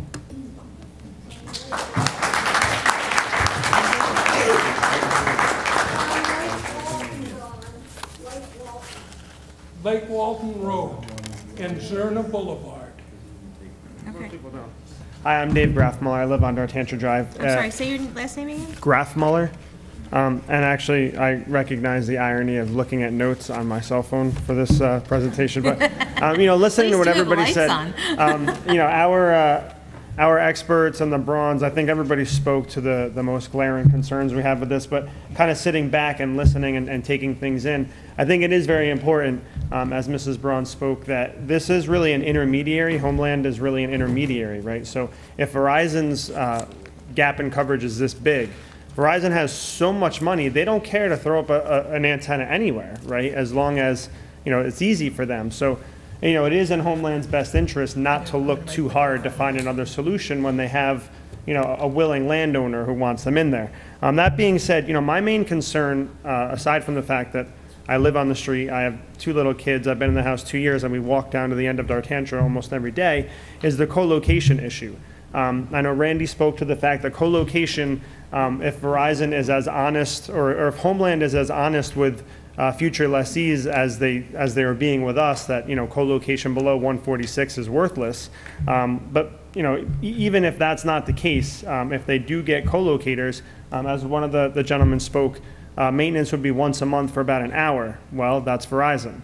Then there's maintenance once a month for an hour from Sprint. Then there's maintenance once a month for an hour. So again, having 2 children riding bikes with training wheels on that street, now we're increasing from once a month to more than once a week when we have 6 or 7. I don't recall how many, total locations could be on there.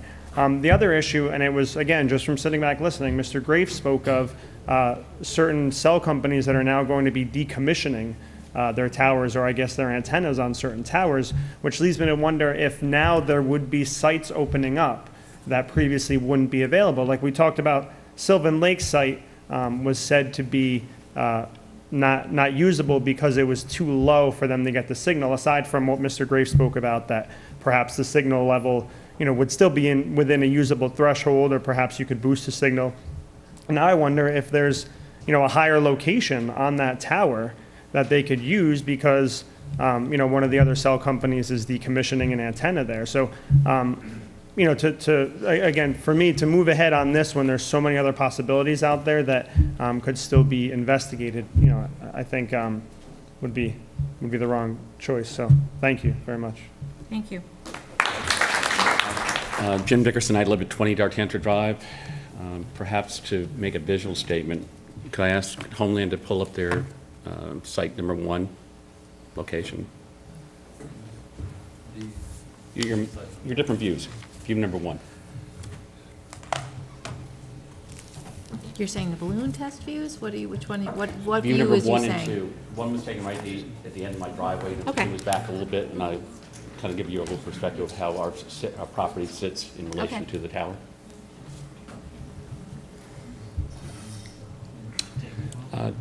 Chairman, to your earlier question, I bought the house either 79 or 1980. Okay, so you were there in the late 80s, early 90s? Correct. Okay. For my only residence for 30-plus years. Okay. Okay. Could you see the Yeah, could you ham see radio the other? tower? I certainly saw it. It was an eyesore from my point of view. Our property is up. Okay, so we'll get there one moment. Oh, you got to cycle. You got to cycle all the way back, huh? Okay.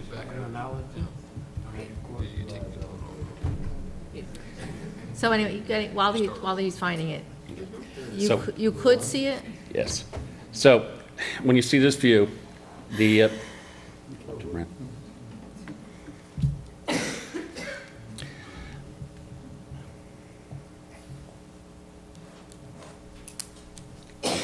So this is the access road.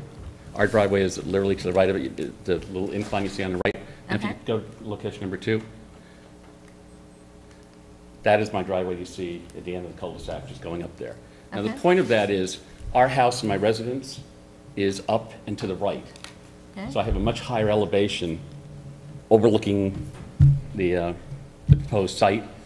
The ham radio that was located was to the left, down the slope, at basically the edge of that cul-de-sac. Okay. Their house sits at the end of the cul-de-sac, and their property, the towers are behind there.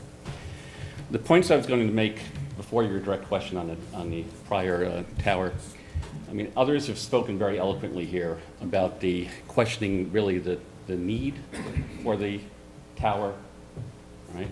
The service. I've lived there, I've got Verizon, I've never had any issue with my service. I'm certainly concerned with the visual impact of that, above all. No one here has talked about the length of construction. We've talked about the concern about the service. I don't know how long a period we're going to have construction vehicles going back and forth along the residential area. Okay. Okay. Again, the property value concern. If coming out of my house and sitting, or sitting up in my bedroom through our sliders, that's our view, who would want to buy that house? I'll never sell it. Okay? And that's a home that I've lived in over 30 years. I've invested money into it for my blood and sweat in terms of building that equity. Right. And for a questionable business need and desire by Homeland that could literally, crater my whole financial worth. Okay? Now, with respect to the tower, yes, when the ham operator put the tower up, it was highly visible. As you come out our front door, and our front porch would overlook that directly. It was easily viewed over top of the trees. It was even at that height, 130. The fact that we're above it, you could certainly see it as a huge eyesore. Okay. We had interference and RF issues with our equipment. We had the ham operator over our home on multiple occasions to try and fix interference with our TV set, with our phone receptions. So to say it was a nuisance as well as an eyesore, I was truly pleased when he finally moved and took it down and left. Okay. I thought our problems were solved. Okay. Now, we're seeing something on an order of magnitude worse than that being proposed. I don't see, as others have spoken, the damage to the property and the mature neighborhood versus the potential financial gain. I don't see the trade-off. Okay, and I implore the board to reject this. Thank you. Thank you. Chris Kiru. I live on 43 Innsbrook Boulevard. And again, just going to keep it short. I do have some photos here in the back of my house. And I want to reiterate what Kathy Braun said. At no point at any time had Verizon come to my residence and say, can we take some photos, or we're conducting a test, can we take some pictures from your backyard? I do have some photos. I assume they're going to be in the binder, but I want to just pass them to you now. They look like they're in here. Section 11 in the binder. General question in reference to that. They're here. The day that the test was done, did anybody in the neighborhood notice the balloons in the air? My dogs were barking at it. We thought that it was an Okay, escape okay. balloon. I presume you'll talk. Yeah. Sorry. There's somebody else raising their hand in the back. Yeah, no, I just wondered if you saw them. Didn't know what they were, though. Okay. Well, no, you didn't mention it when you spoke. That's why I figured. I think we were away that. Okay. I forget when it was, so. But again, just to kind of go about what everyone else said, obviously the homes on Innsbrook, mine, the Brauns, and everyone else around us, it seems, and I didn't realize till this meeting tonight, how many homes will be affected by this tower. It seems to be a large area, and the visualization, the eyesore that'll be in my backyard and everyone else's backyard, I think will definitely decrease property values. When we purchased 6 years ago, I looked at other houses in the area, and there were certain things in certain areas that I did not like. I looked at one off on 82 by 84 and had the power plant behind there. I didn't purchase that house. It was a bigger house, nicer house than I want to have now, but I didn't buy it for that reason. So a 150-foot tower will surely impact future buyers of my house. So again, I'd like to have the board, reject this contract from the application. Thank you. I'm Gary Mayer. I live at 31 Innsbrook with my wife, Linda. We built our house in 1974. Been living there for 38 years. Love living there. Beautiful neighborhood. We've encouraged some of our friends to move in because it's been great over the years. We raised 2 kids there. They play in the backyard. I have 5 grandchildren who come and play in the backyard. This is what they see.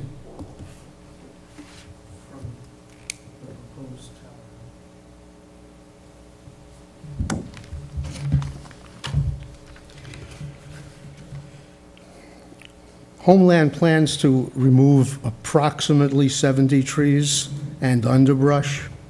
That's going to look horrible. Would you like your picture back? Well, actually, I've got smaller ones for you.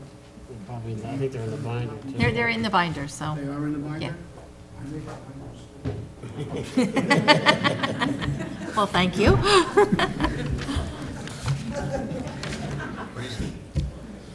The tower would look unsightly, make my backyard view and many of my neighbors altered, so it would be like looking at a science fiction monster with an ugly shed about as probably bigger than this room, the compound.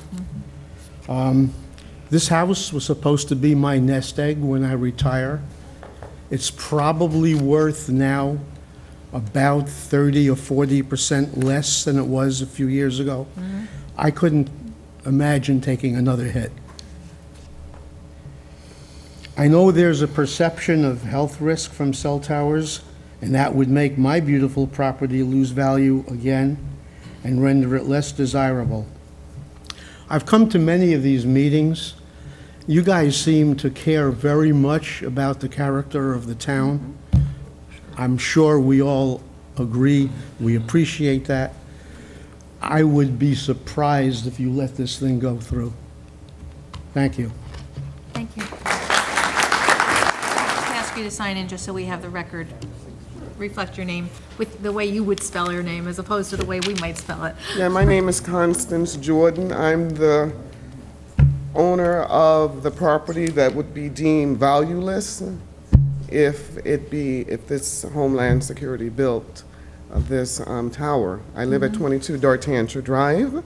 The house is on the market right now with Prudential. Has been on the market since last April. Okay. Excuse me, I have a getting over a cold, but I have some, of course, some obvious issues with this. Number one, I'm just going to give you a little history of when we came to the area and how the property has been divided. We bought the home in 2000, and it was owned by Petrozulo. He's a builder contractor.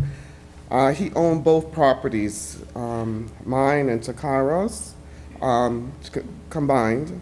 When he left, I heard there was, some drama behind that, but when he sold the property, he divided the two properties. So you have Takaro's, that's 16 acres, and ours, 22 Dartantra, that's 13 point something acres. Could we go back to the picture that Dickerson had taken a look at? There was one of my driveway I need. We can if their computer is still alive. It would be nice. Okay. Okay. Only because the home that I live in, the house that's there now, was the home that Petrozulo had lived in. Okay. And when he sold the home, the property that is owned by Takaro, there's nothing standing. It's just mostly vacant. Right. So the driveway that we looked at was actually my driveway. Okay. The 23 Dartantra Drive don't have frontage. Okay. So actually, It doesn't have frontage? No, there's no access. There's no driveway. Right, there's no driveway. There's no driveway. So there's an easement. There's an easement. That's my driveway. That's your driveway. That's my mailbox. And how far back is your house? Well, you have to. It sort of goes up. It's a Up to bend. the right? Yeah, there's a Okay. bend there, and it goes up maybe about 6 to 9 feet from this ground level that you see here. Okay. And it actually overlooks all of Takaro's property. Okay. So I did see the balloons. I didn't know what they were. They were bright orange balloons, and they looked very odd, like they were UFOs out there. Okay. It was kind of scary. My nephew saw them, and I just thought, I've always known there's a tractor there that's been there for about 6 years, and I just thought maybe he was going to build. We've been told that he was going to build on his property a home. And, I just assumed he was doing something. I mean, one morning, because occasionally I work nights, I awaken, and I heard noise outside my home. outside my bedroom, and I saw some men out there taking pictures. So they. How long ago was that? Must have been during the spring or summer, something like that, early summer. And I asked, like, guys, what are you doing here? And they knew, they woke me up that I work nights. So they said that I should have been notified that Takaro requested that they take pictures, come to my property, stand on my driveway outside my home, and take pictures. So they took quite a few pictures, but I assumed that it, was legit. And at first I, was very reluctant, and I wanted to, just escalate it. But I just told them, please leave. He has not contacted me, please leave. And they did leave, they packed up and they left. Okay. But now I realize that it must have been part of this whole, the picture taking. Even when I look at the balloons, the pictures that they represented here for the balloons, it's just totally not representative at all. Because I saw the balloons and they were as big as that plaque there and a bright orange, and they were very visible. It was at least 4, I recollect there were at least 4 balloons. And they were very visible. I just don't understand how, it's just totally fabricated, But in any case, there is an easement on the property. That is my driveway. We've actually block tarred it twice, sealed it several times, and I'm worried about where do they plan to come in to bring all the equipment. And if from my point of view, if I'm sharing a property or part of a driveway with someone else, that out of respect. Is your driveway not on your property? This is my driveway right here. Okay. This is my driveway. Okay. This is just the beginning of it. That's my mailbox. Those are my. But it is your property. It is my property. There's an easement so he can come on to his property. Oh, got it. So I don't want this to go through because I do not want to share. As it is, this is my driveway, and there's hunters that come, and I'm told that they have permission to come and hunt for deer and other animals. Do you have some kind of restricted covenant or something filed on your? No, I have not. All I've done is when we see people come there, we've called the, Like some kind of access agreement or something like that? Is that Well, she said filed an on your easement.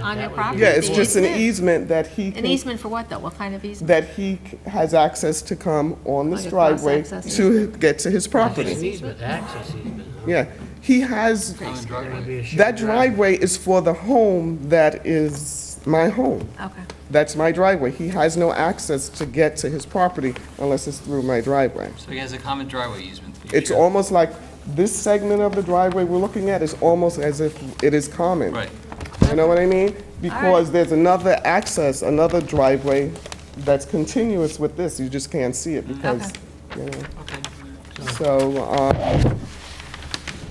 I think that, I've done some things to help my community. We've actually, our town and Switzerland actually needed a water tower. We've actually sold the property to help, this community. And I would think that it would be terrible if the board let this go through where, we're trying to help and then our property to be rendered valueless. It's not fair. We understand.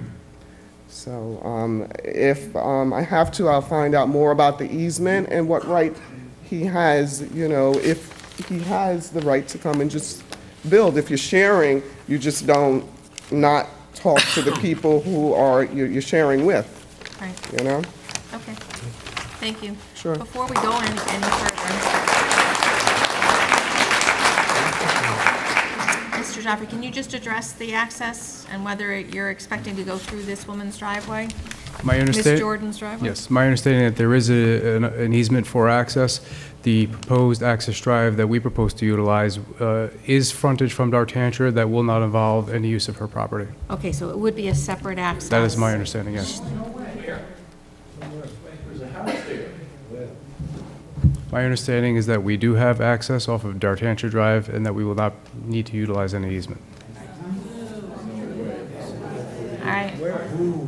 Folks, I did ask you at the beginning, be respectful, please.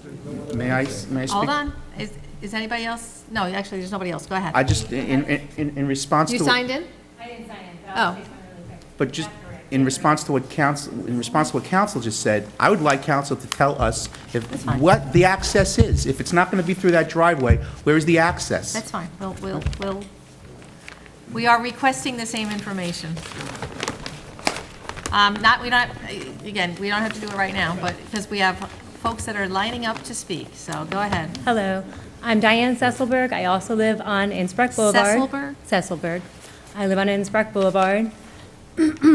I might not necessarily be able to see the tower, maybe the very tip of it, but I have a big problem, and I am begging you also to deny it completely. I moved in 8 years ago, at the height of the market. As we all know, the economy is down. That's my biggest investment. I can't afford to lose. If we want, we don't necessarily want to be there forever. I'd like to be able to sell my house also. And I also did a drive test, and this is it's just a little written down, but I went from right underneath, right before 82, all the way up to 55, back down, no problems at all. Also south, down to Beekman Road, back up, no drop calls. So I will just give that to you also.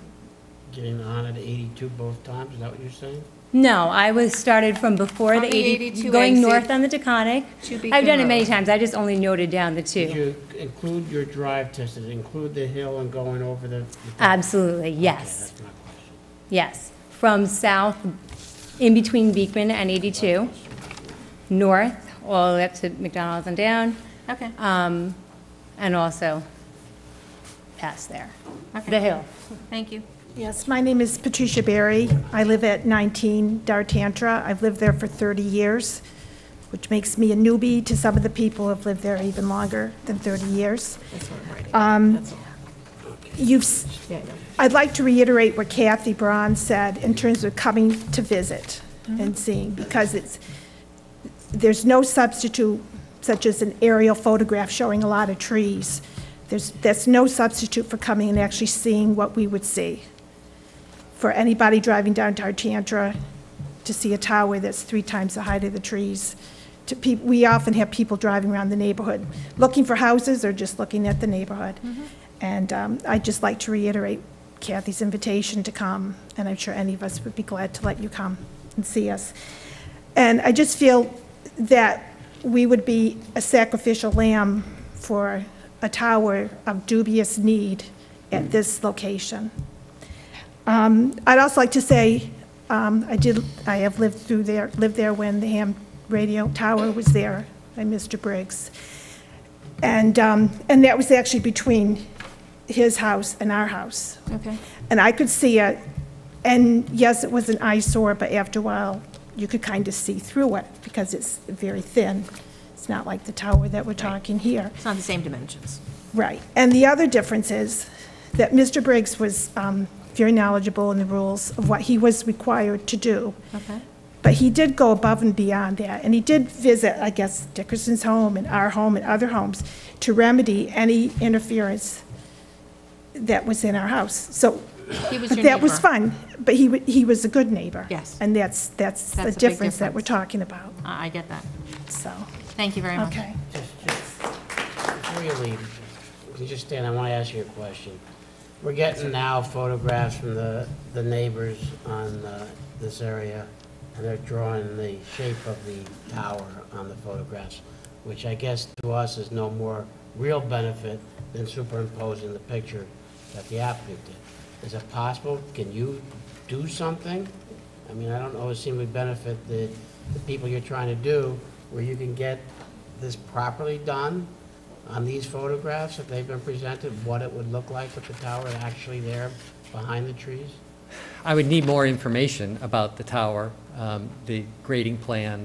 There's a lot of information that describes the action. You can do these correctly. I would need more information about the tower, and it probably is in the application, which I have not reviewed it to redo the simulation myself. I think perhaps, you know, with these photographs, again, I mean, getting just a rectangle drawn over the Right. trees, the back, I is understand. not terribly helpful to us. Right. And maybe it's a suggestion, if you can do it, maybe you speak with the people that are involved. I would, and maybe, again, it should also go to the applicant, but I think maybe this board really needs some better visual representation. of Well, what I this is think it's going to look like. undoubtedly true that you need better visual representation of what this project is. I don't think this application is complete. I don't think you can make that determination. Well, I guess there's It's- two parts to that. One is you can leave that as your argument, it's not complete, and therefore we don't have enough information if they don't give it to us.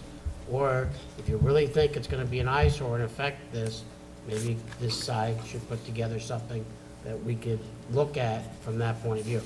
Again, I appreciate us being asked, being invited to come out and look. Yeah, it's down there, the proposed site's down there somewhere. I'm not sure how much that's gonna help us. Okay.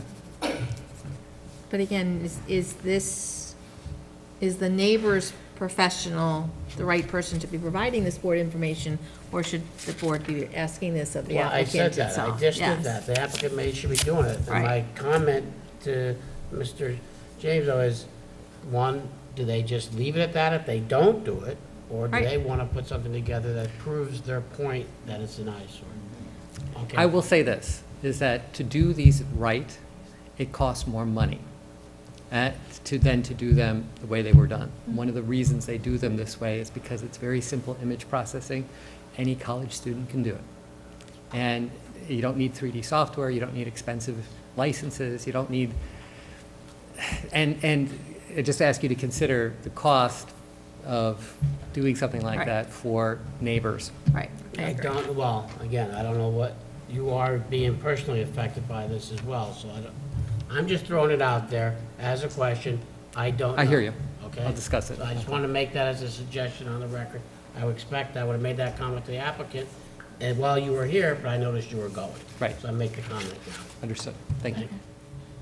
Hello, my name is Anjali Nandedkar. I live at 15 Dartantra Drive with my family, my husband and I. Our children have now moved out.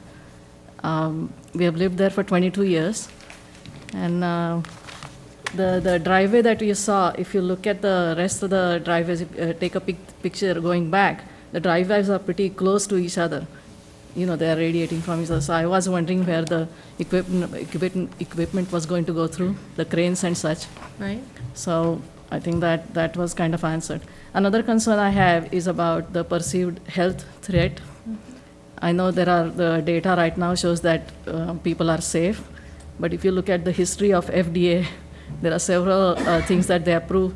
10 years later, they come back and say, well, we thought it was safe, but it's not safe anymore. In the meantime, people have been exposed to things. So that's another thing that I worry about.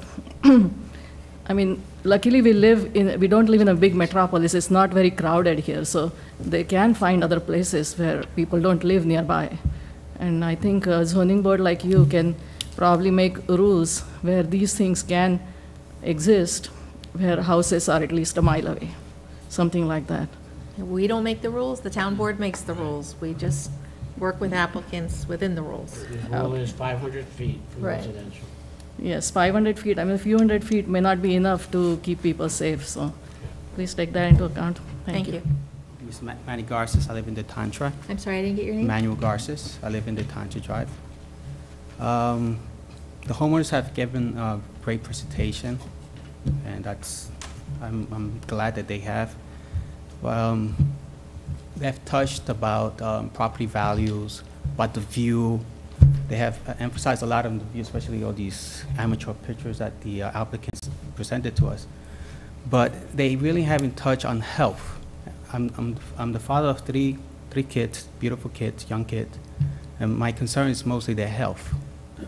And the applicant hasn't submitted, and I don't think they will because it wouldn't benefit them, to present,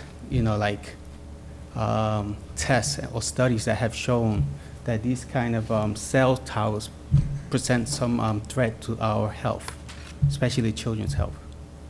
However, I don't know, hopefully there wouldn't be a next meeting. Hopefully this application gets terminated today, tomorrow, soon. But if they don't bring somebody to present the health threat that these people have. Maybe I could bring some researchers from Columbia University that could come here and show some studies that shows that these kind of things do affect the health, the mutations of the cells and how it affects the body. And if that has to come, I will bring them, because health is my main concern for my kids. Property value, you know, but the health, with life, you're nothing. So I really want that to be like an emphasis on what danger does that type of environment that Verizon wants to bring into our community. I mean, it's insane to have a tower with a house just a couple of feet away. It just don't make any sense. And I think it's not even ethical to propose to put something like that where you have kids and people living in the body. Okay? So I hope it, you know, the applicant just gets terminated. That's my wish. Thank you. For the record again, Ron Grafe. The applicant did submit a substantial health report done by Pinnacle Telecom Group that demonstrated the radio frequency exposure from multiple carriers on the tower. Mm-hmm. And it demonstrated complete compliance with FCC Bulletin OET 65, which is the standard. Notwithstanding that, and you can thank Congress, your board is prohibited from considering the health effects of cellular towers. They are categorically excluded. Right. They cannot be considered. If you were to make a decision based upon that, notwithstanding the concerns and the uncertainty of people, and I do many measurement studies for municipalities and to demonstrate compliance, all it is just some icing. You can't consider it. If the gentleman would look at the report, he would see that notwithstanding the prohibition, the levels produced are significantly low. I will point out that Mrs. Braun made an interesting point. The application does not consider what happens when someone's in the main lobe of the antenna, because that's where all the energy is.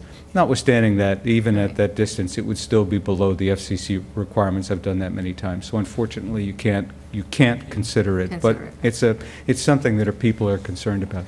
Right. And if I may, while I'm here, Sure. just to bring up something that I do want to correct.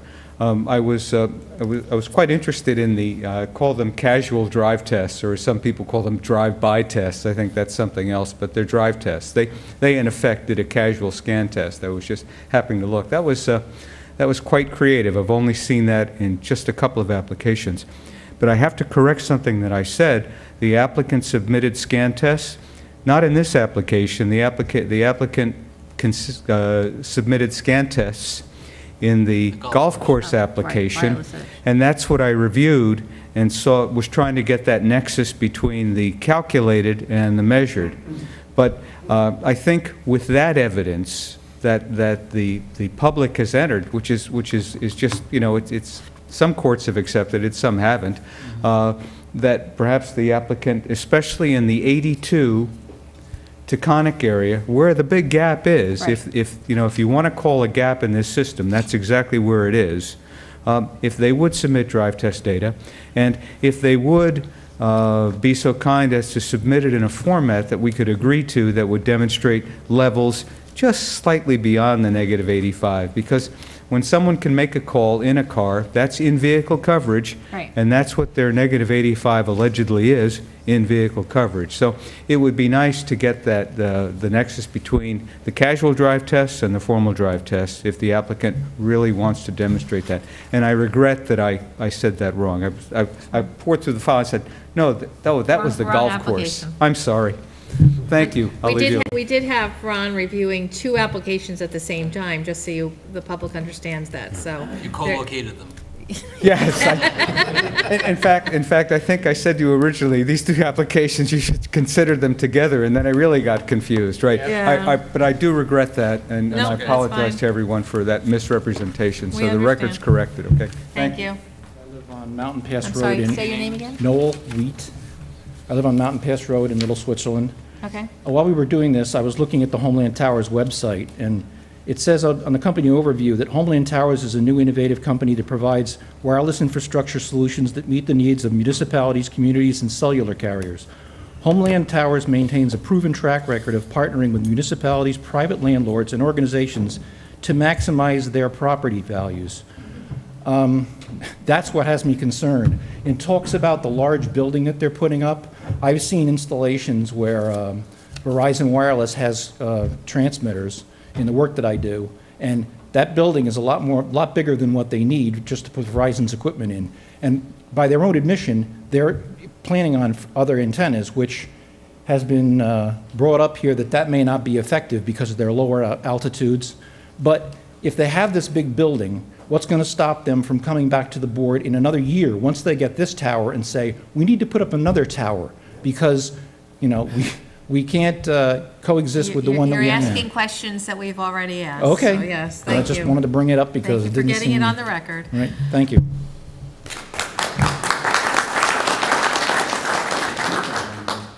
No more?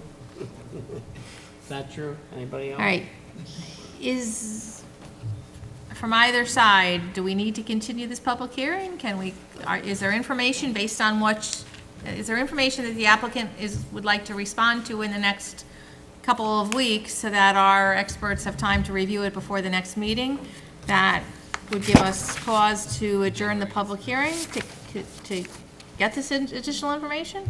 Well, I would certainly request a copy of the binder that was submitted. That's fine. I would like to renew our request for the July 7th letter, I think you submitted, Mr. Braun. It's a matter of public record.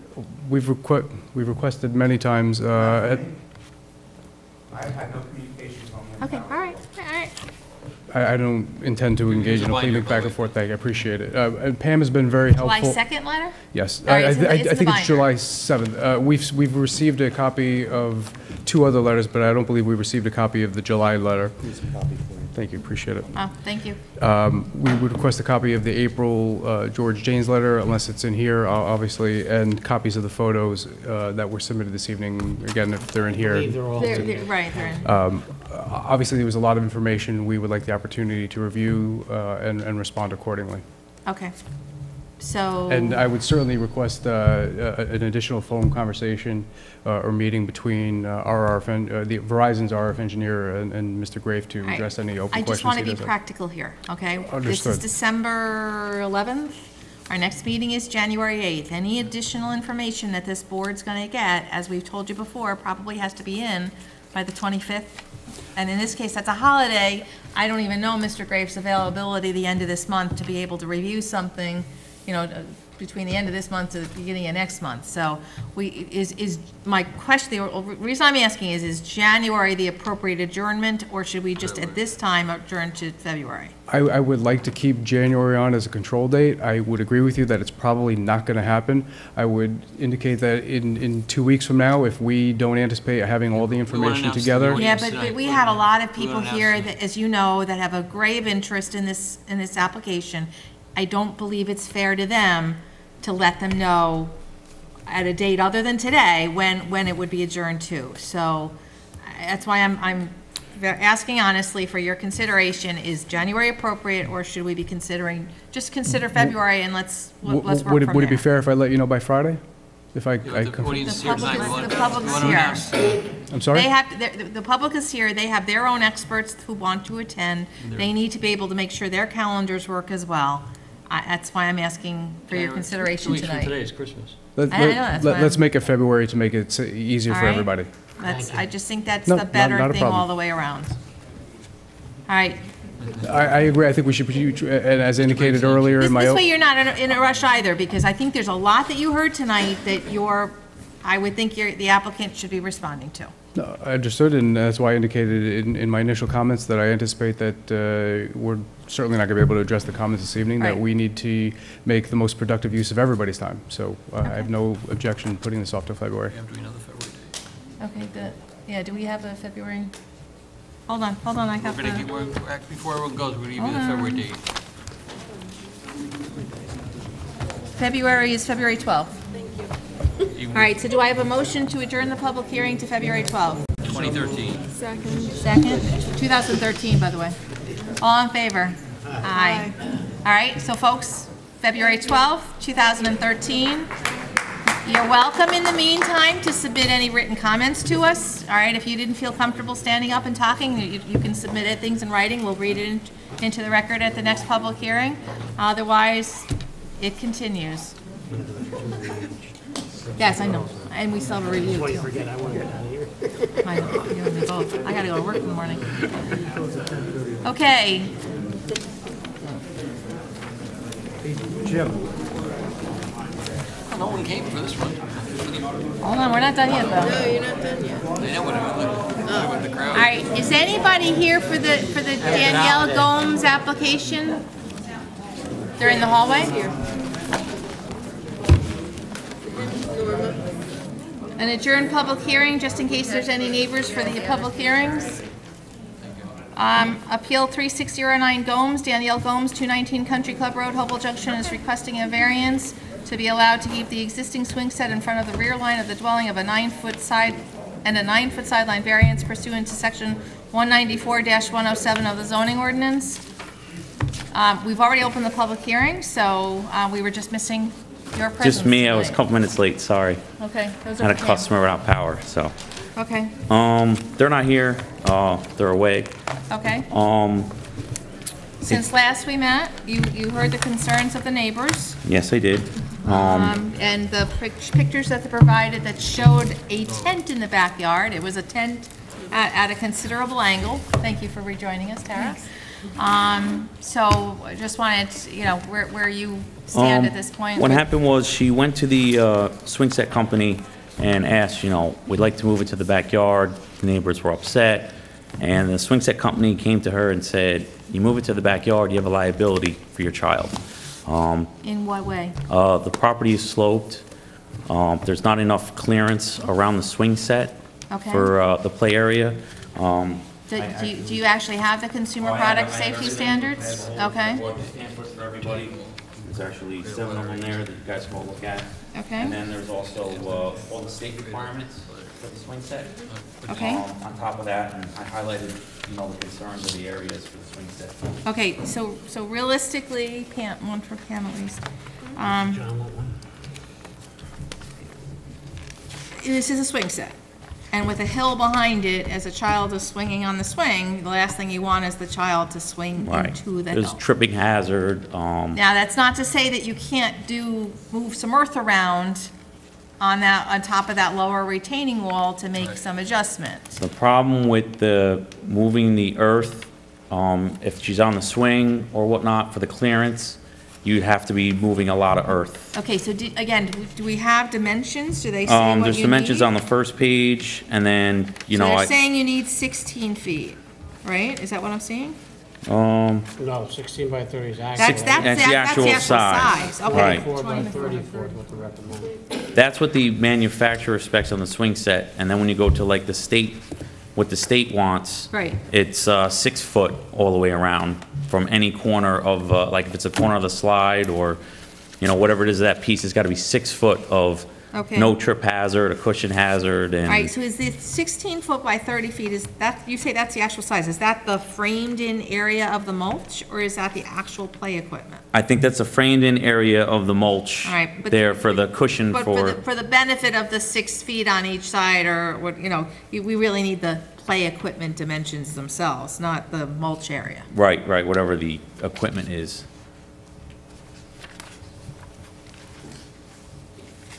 What's EJC recommends 3 to 4 feet on all sides? Who's EJC? That is the contractor. He recommends 3 to 4 feet. Eastern Jungle Gym, Right. thank you. And then, but like I said, I went with I brought up the state requirements for, and it said 6 foot. But that's what the backyard. What state, I don't know what state you're. There's like if you look up, the swing set company said to go to the New York State Code for swing sets for safety of children. Okay.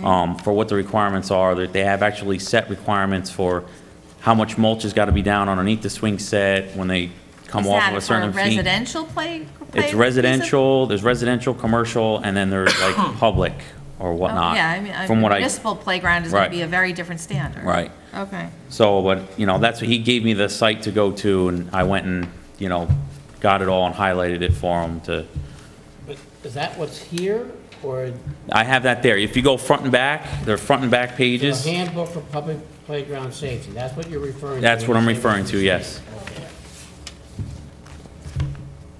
That's what I thought.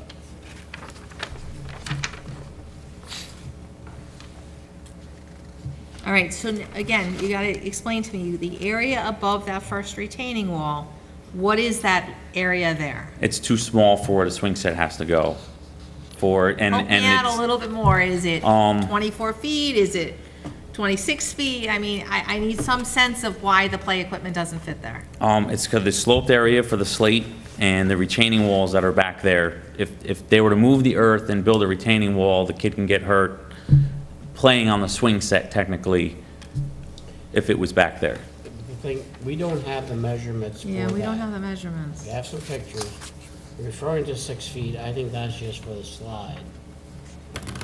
6 feet minimum, 8 foot maximum is actually what they're saying from the base of the slide. You know, she talked about maybe taking the slide off.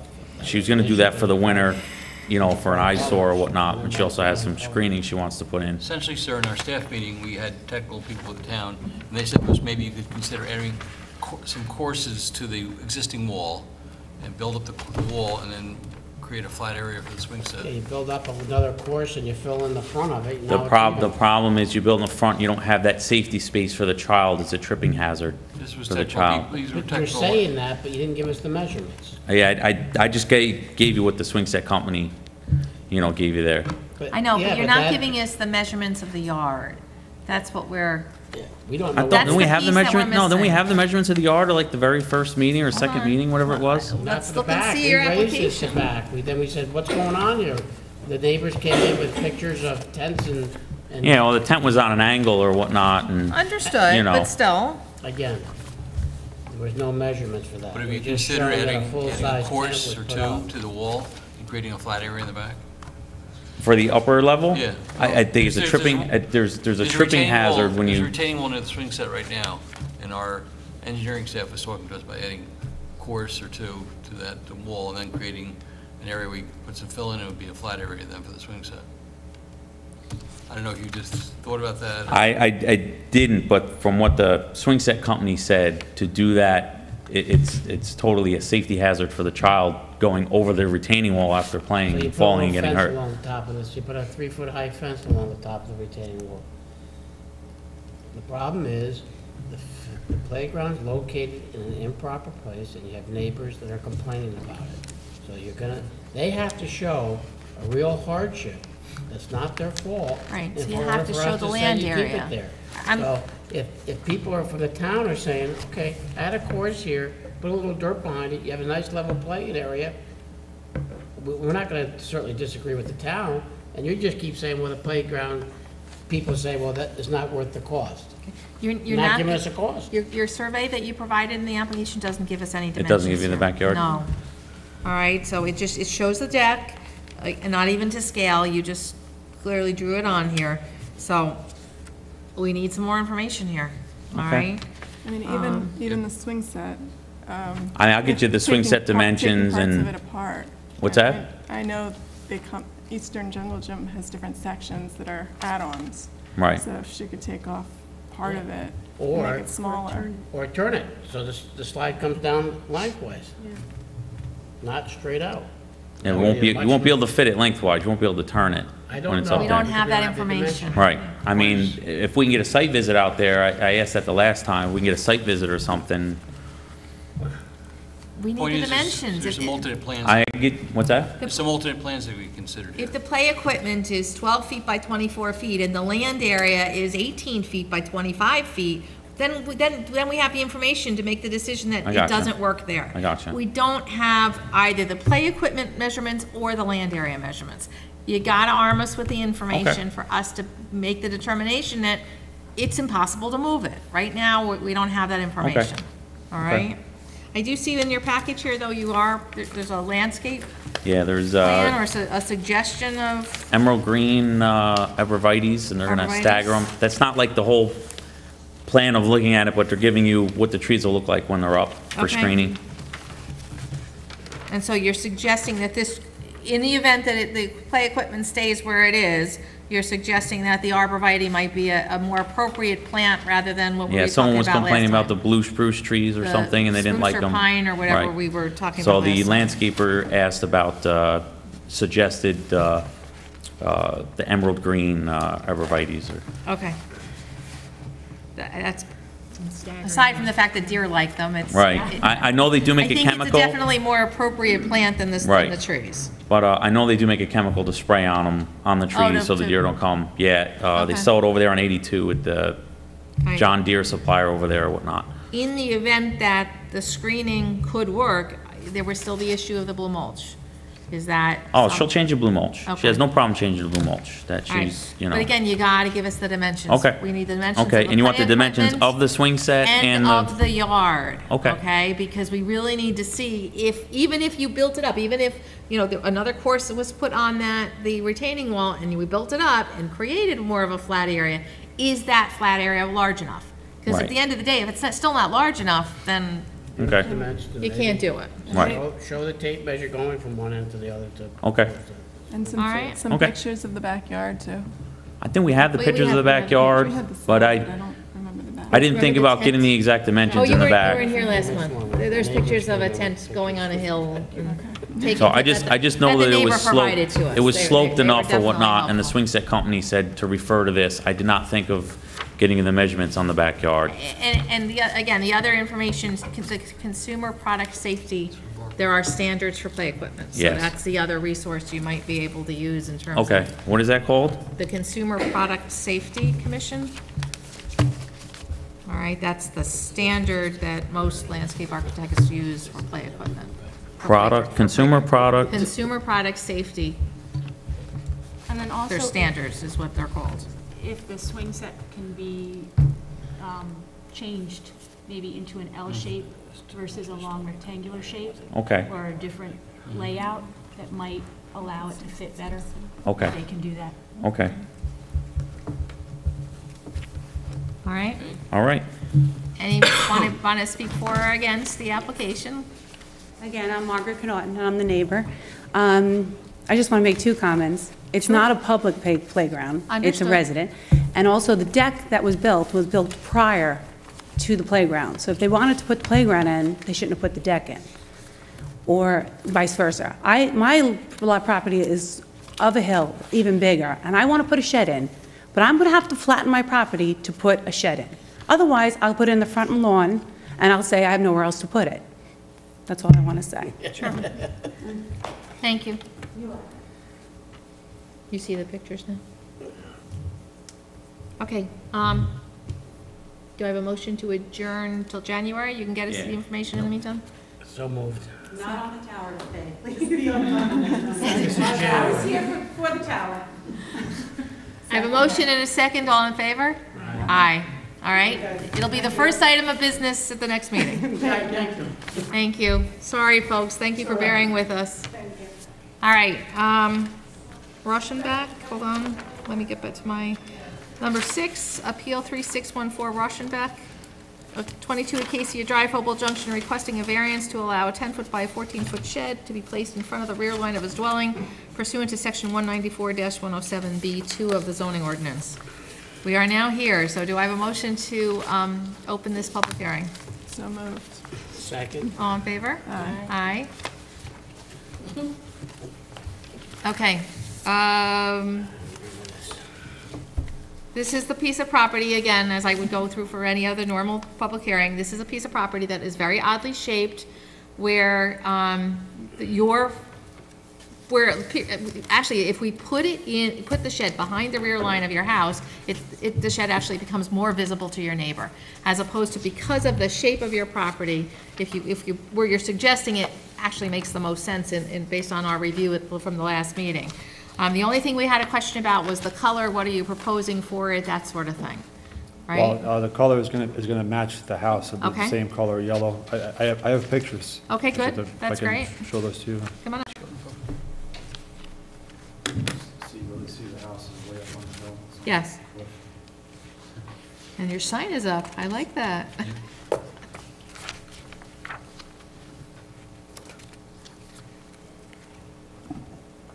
Okay, so your driveway is here, right? Correct. Goes up Okay, there. and so Shed again, goes the up rear first. line of your property would be here, but here is more visible to your neighbor. Correct. Okay. If you pass the front of the house and you go towards the side of the house. There's it's screening much there. Wider, and if you look up from down below and have some pictures looking up, I mean, you barely would be able to see in the winter Right. time. It's a raised elevation from the road, so that makes it less visible. And we'll put it over here by the garage side, is that where it's going? Oh, no, past the front of the house, on the On the side far of the house, side? the far side of the house. Oh, okay. Here, I got more pictures for you. And where's your septic? The septic is right over here. In this Okay. area, and the So shed again, you is- can't put it here because of No. the septic, so you're proposing it. And the septic box is out where the steps are on the back, so there's not much room to put it behind this. Okay. You need to see any of these? No, I was looking while you. Okay. Here's the rest of the pictures. Okay, great, thank you. All right, any questions or comments from board members? Again, this is a very strange shaped lot. So I think in keeping with the character and visibility and, to the neighbor. Any questions from board members before is there anyone here to speak for or against the appeal from Ronald Rauschenbach, 22 Acacia Drive, requesting a variance to allow a 10-foot by 14-foot shed to be placed in the front of the rear line of his dwelling? Seeing none, do I have a motion to close the public hearing? So moved. Second? All in favor? Aye. Aye. Just make a few notes. Gonna add a little bit to it. Okay. Okay, reference to appeal number 3614 by Ronald Rauschenbach, seeking a variance to allow a 10 by 14 shed to be placed in front of the rear line of the dwelling, located at 22 Acacia Drive, Hopewell Junction. And whereas the applicant has applied to the zoning board for a variance to allow a 10 by 14-foot shed to be placed in the front of his rear line of his dwelling pursuant to section 194-107B2 of the zoning ordinance. And whereas this is an action under type 2 under Sequart and no further action being required. And whereas the legal notice was published in the Southern Dutchess News, the official newspaper of the town, on November 28, 2012. And whereas the Zoning Board of Appeals has held a public hearing this evening, December 11, 2012. And whereas the Zoning Board of Appeals finds that the granting of the variance will not produce an undesirable change in the character of the neighborhood, and the desired result cannot be achieved by some other means, and given the shape of the property and the slope on the properties, the proposed shed will actually be screened more from the properties in the proposed location. The variance requested is not substantial, and the applicant is not requesting any setback variances, and the proposed area variance will not have an adverse impact or effect on the physical or environmental conditions in the neighborhood. Now therefore be it resolved that the Zoning Board of Appeals hereby approves the request made by Ronald J. Rauschenbach, 22 Acacia Drive, Hopewell Junction, which requesting the said variance to allow a 10-foot by 14-foot shed to be placed in the front of the rear line of his dwelling pursuant to section 194-107B2 of the zoning ordinance.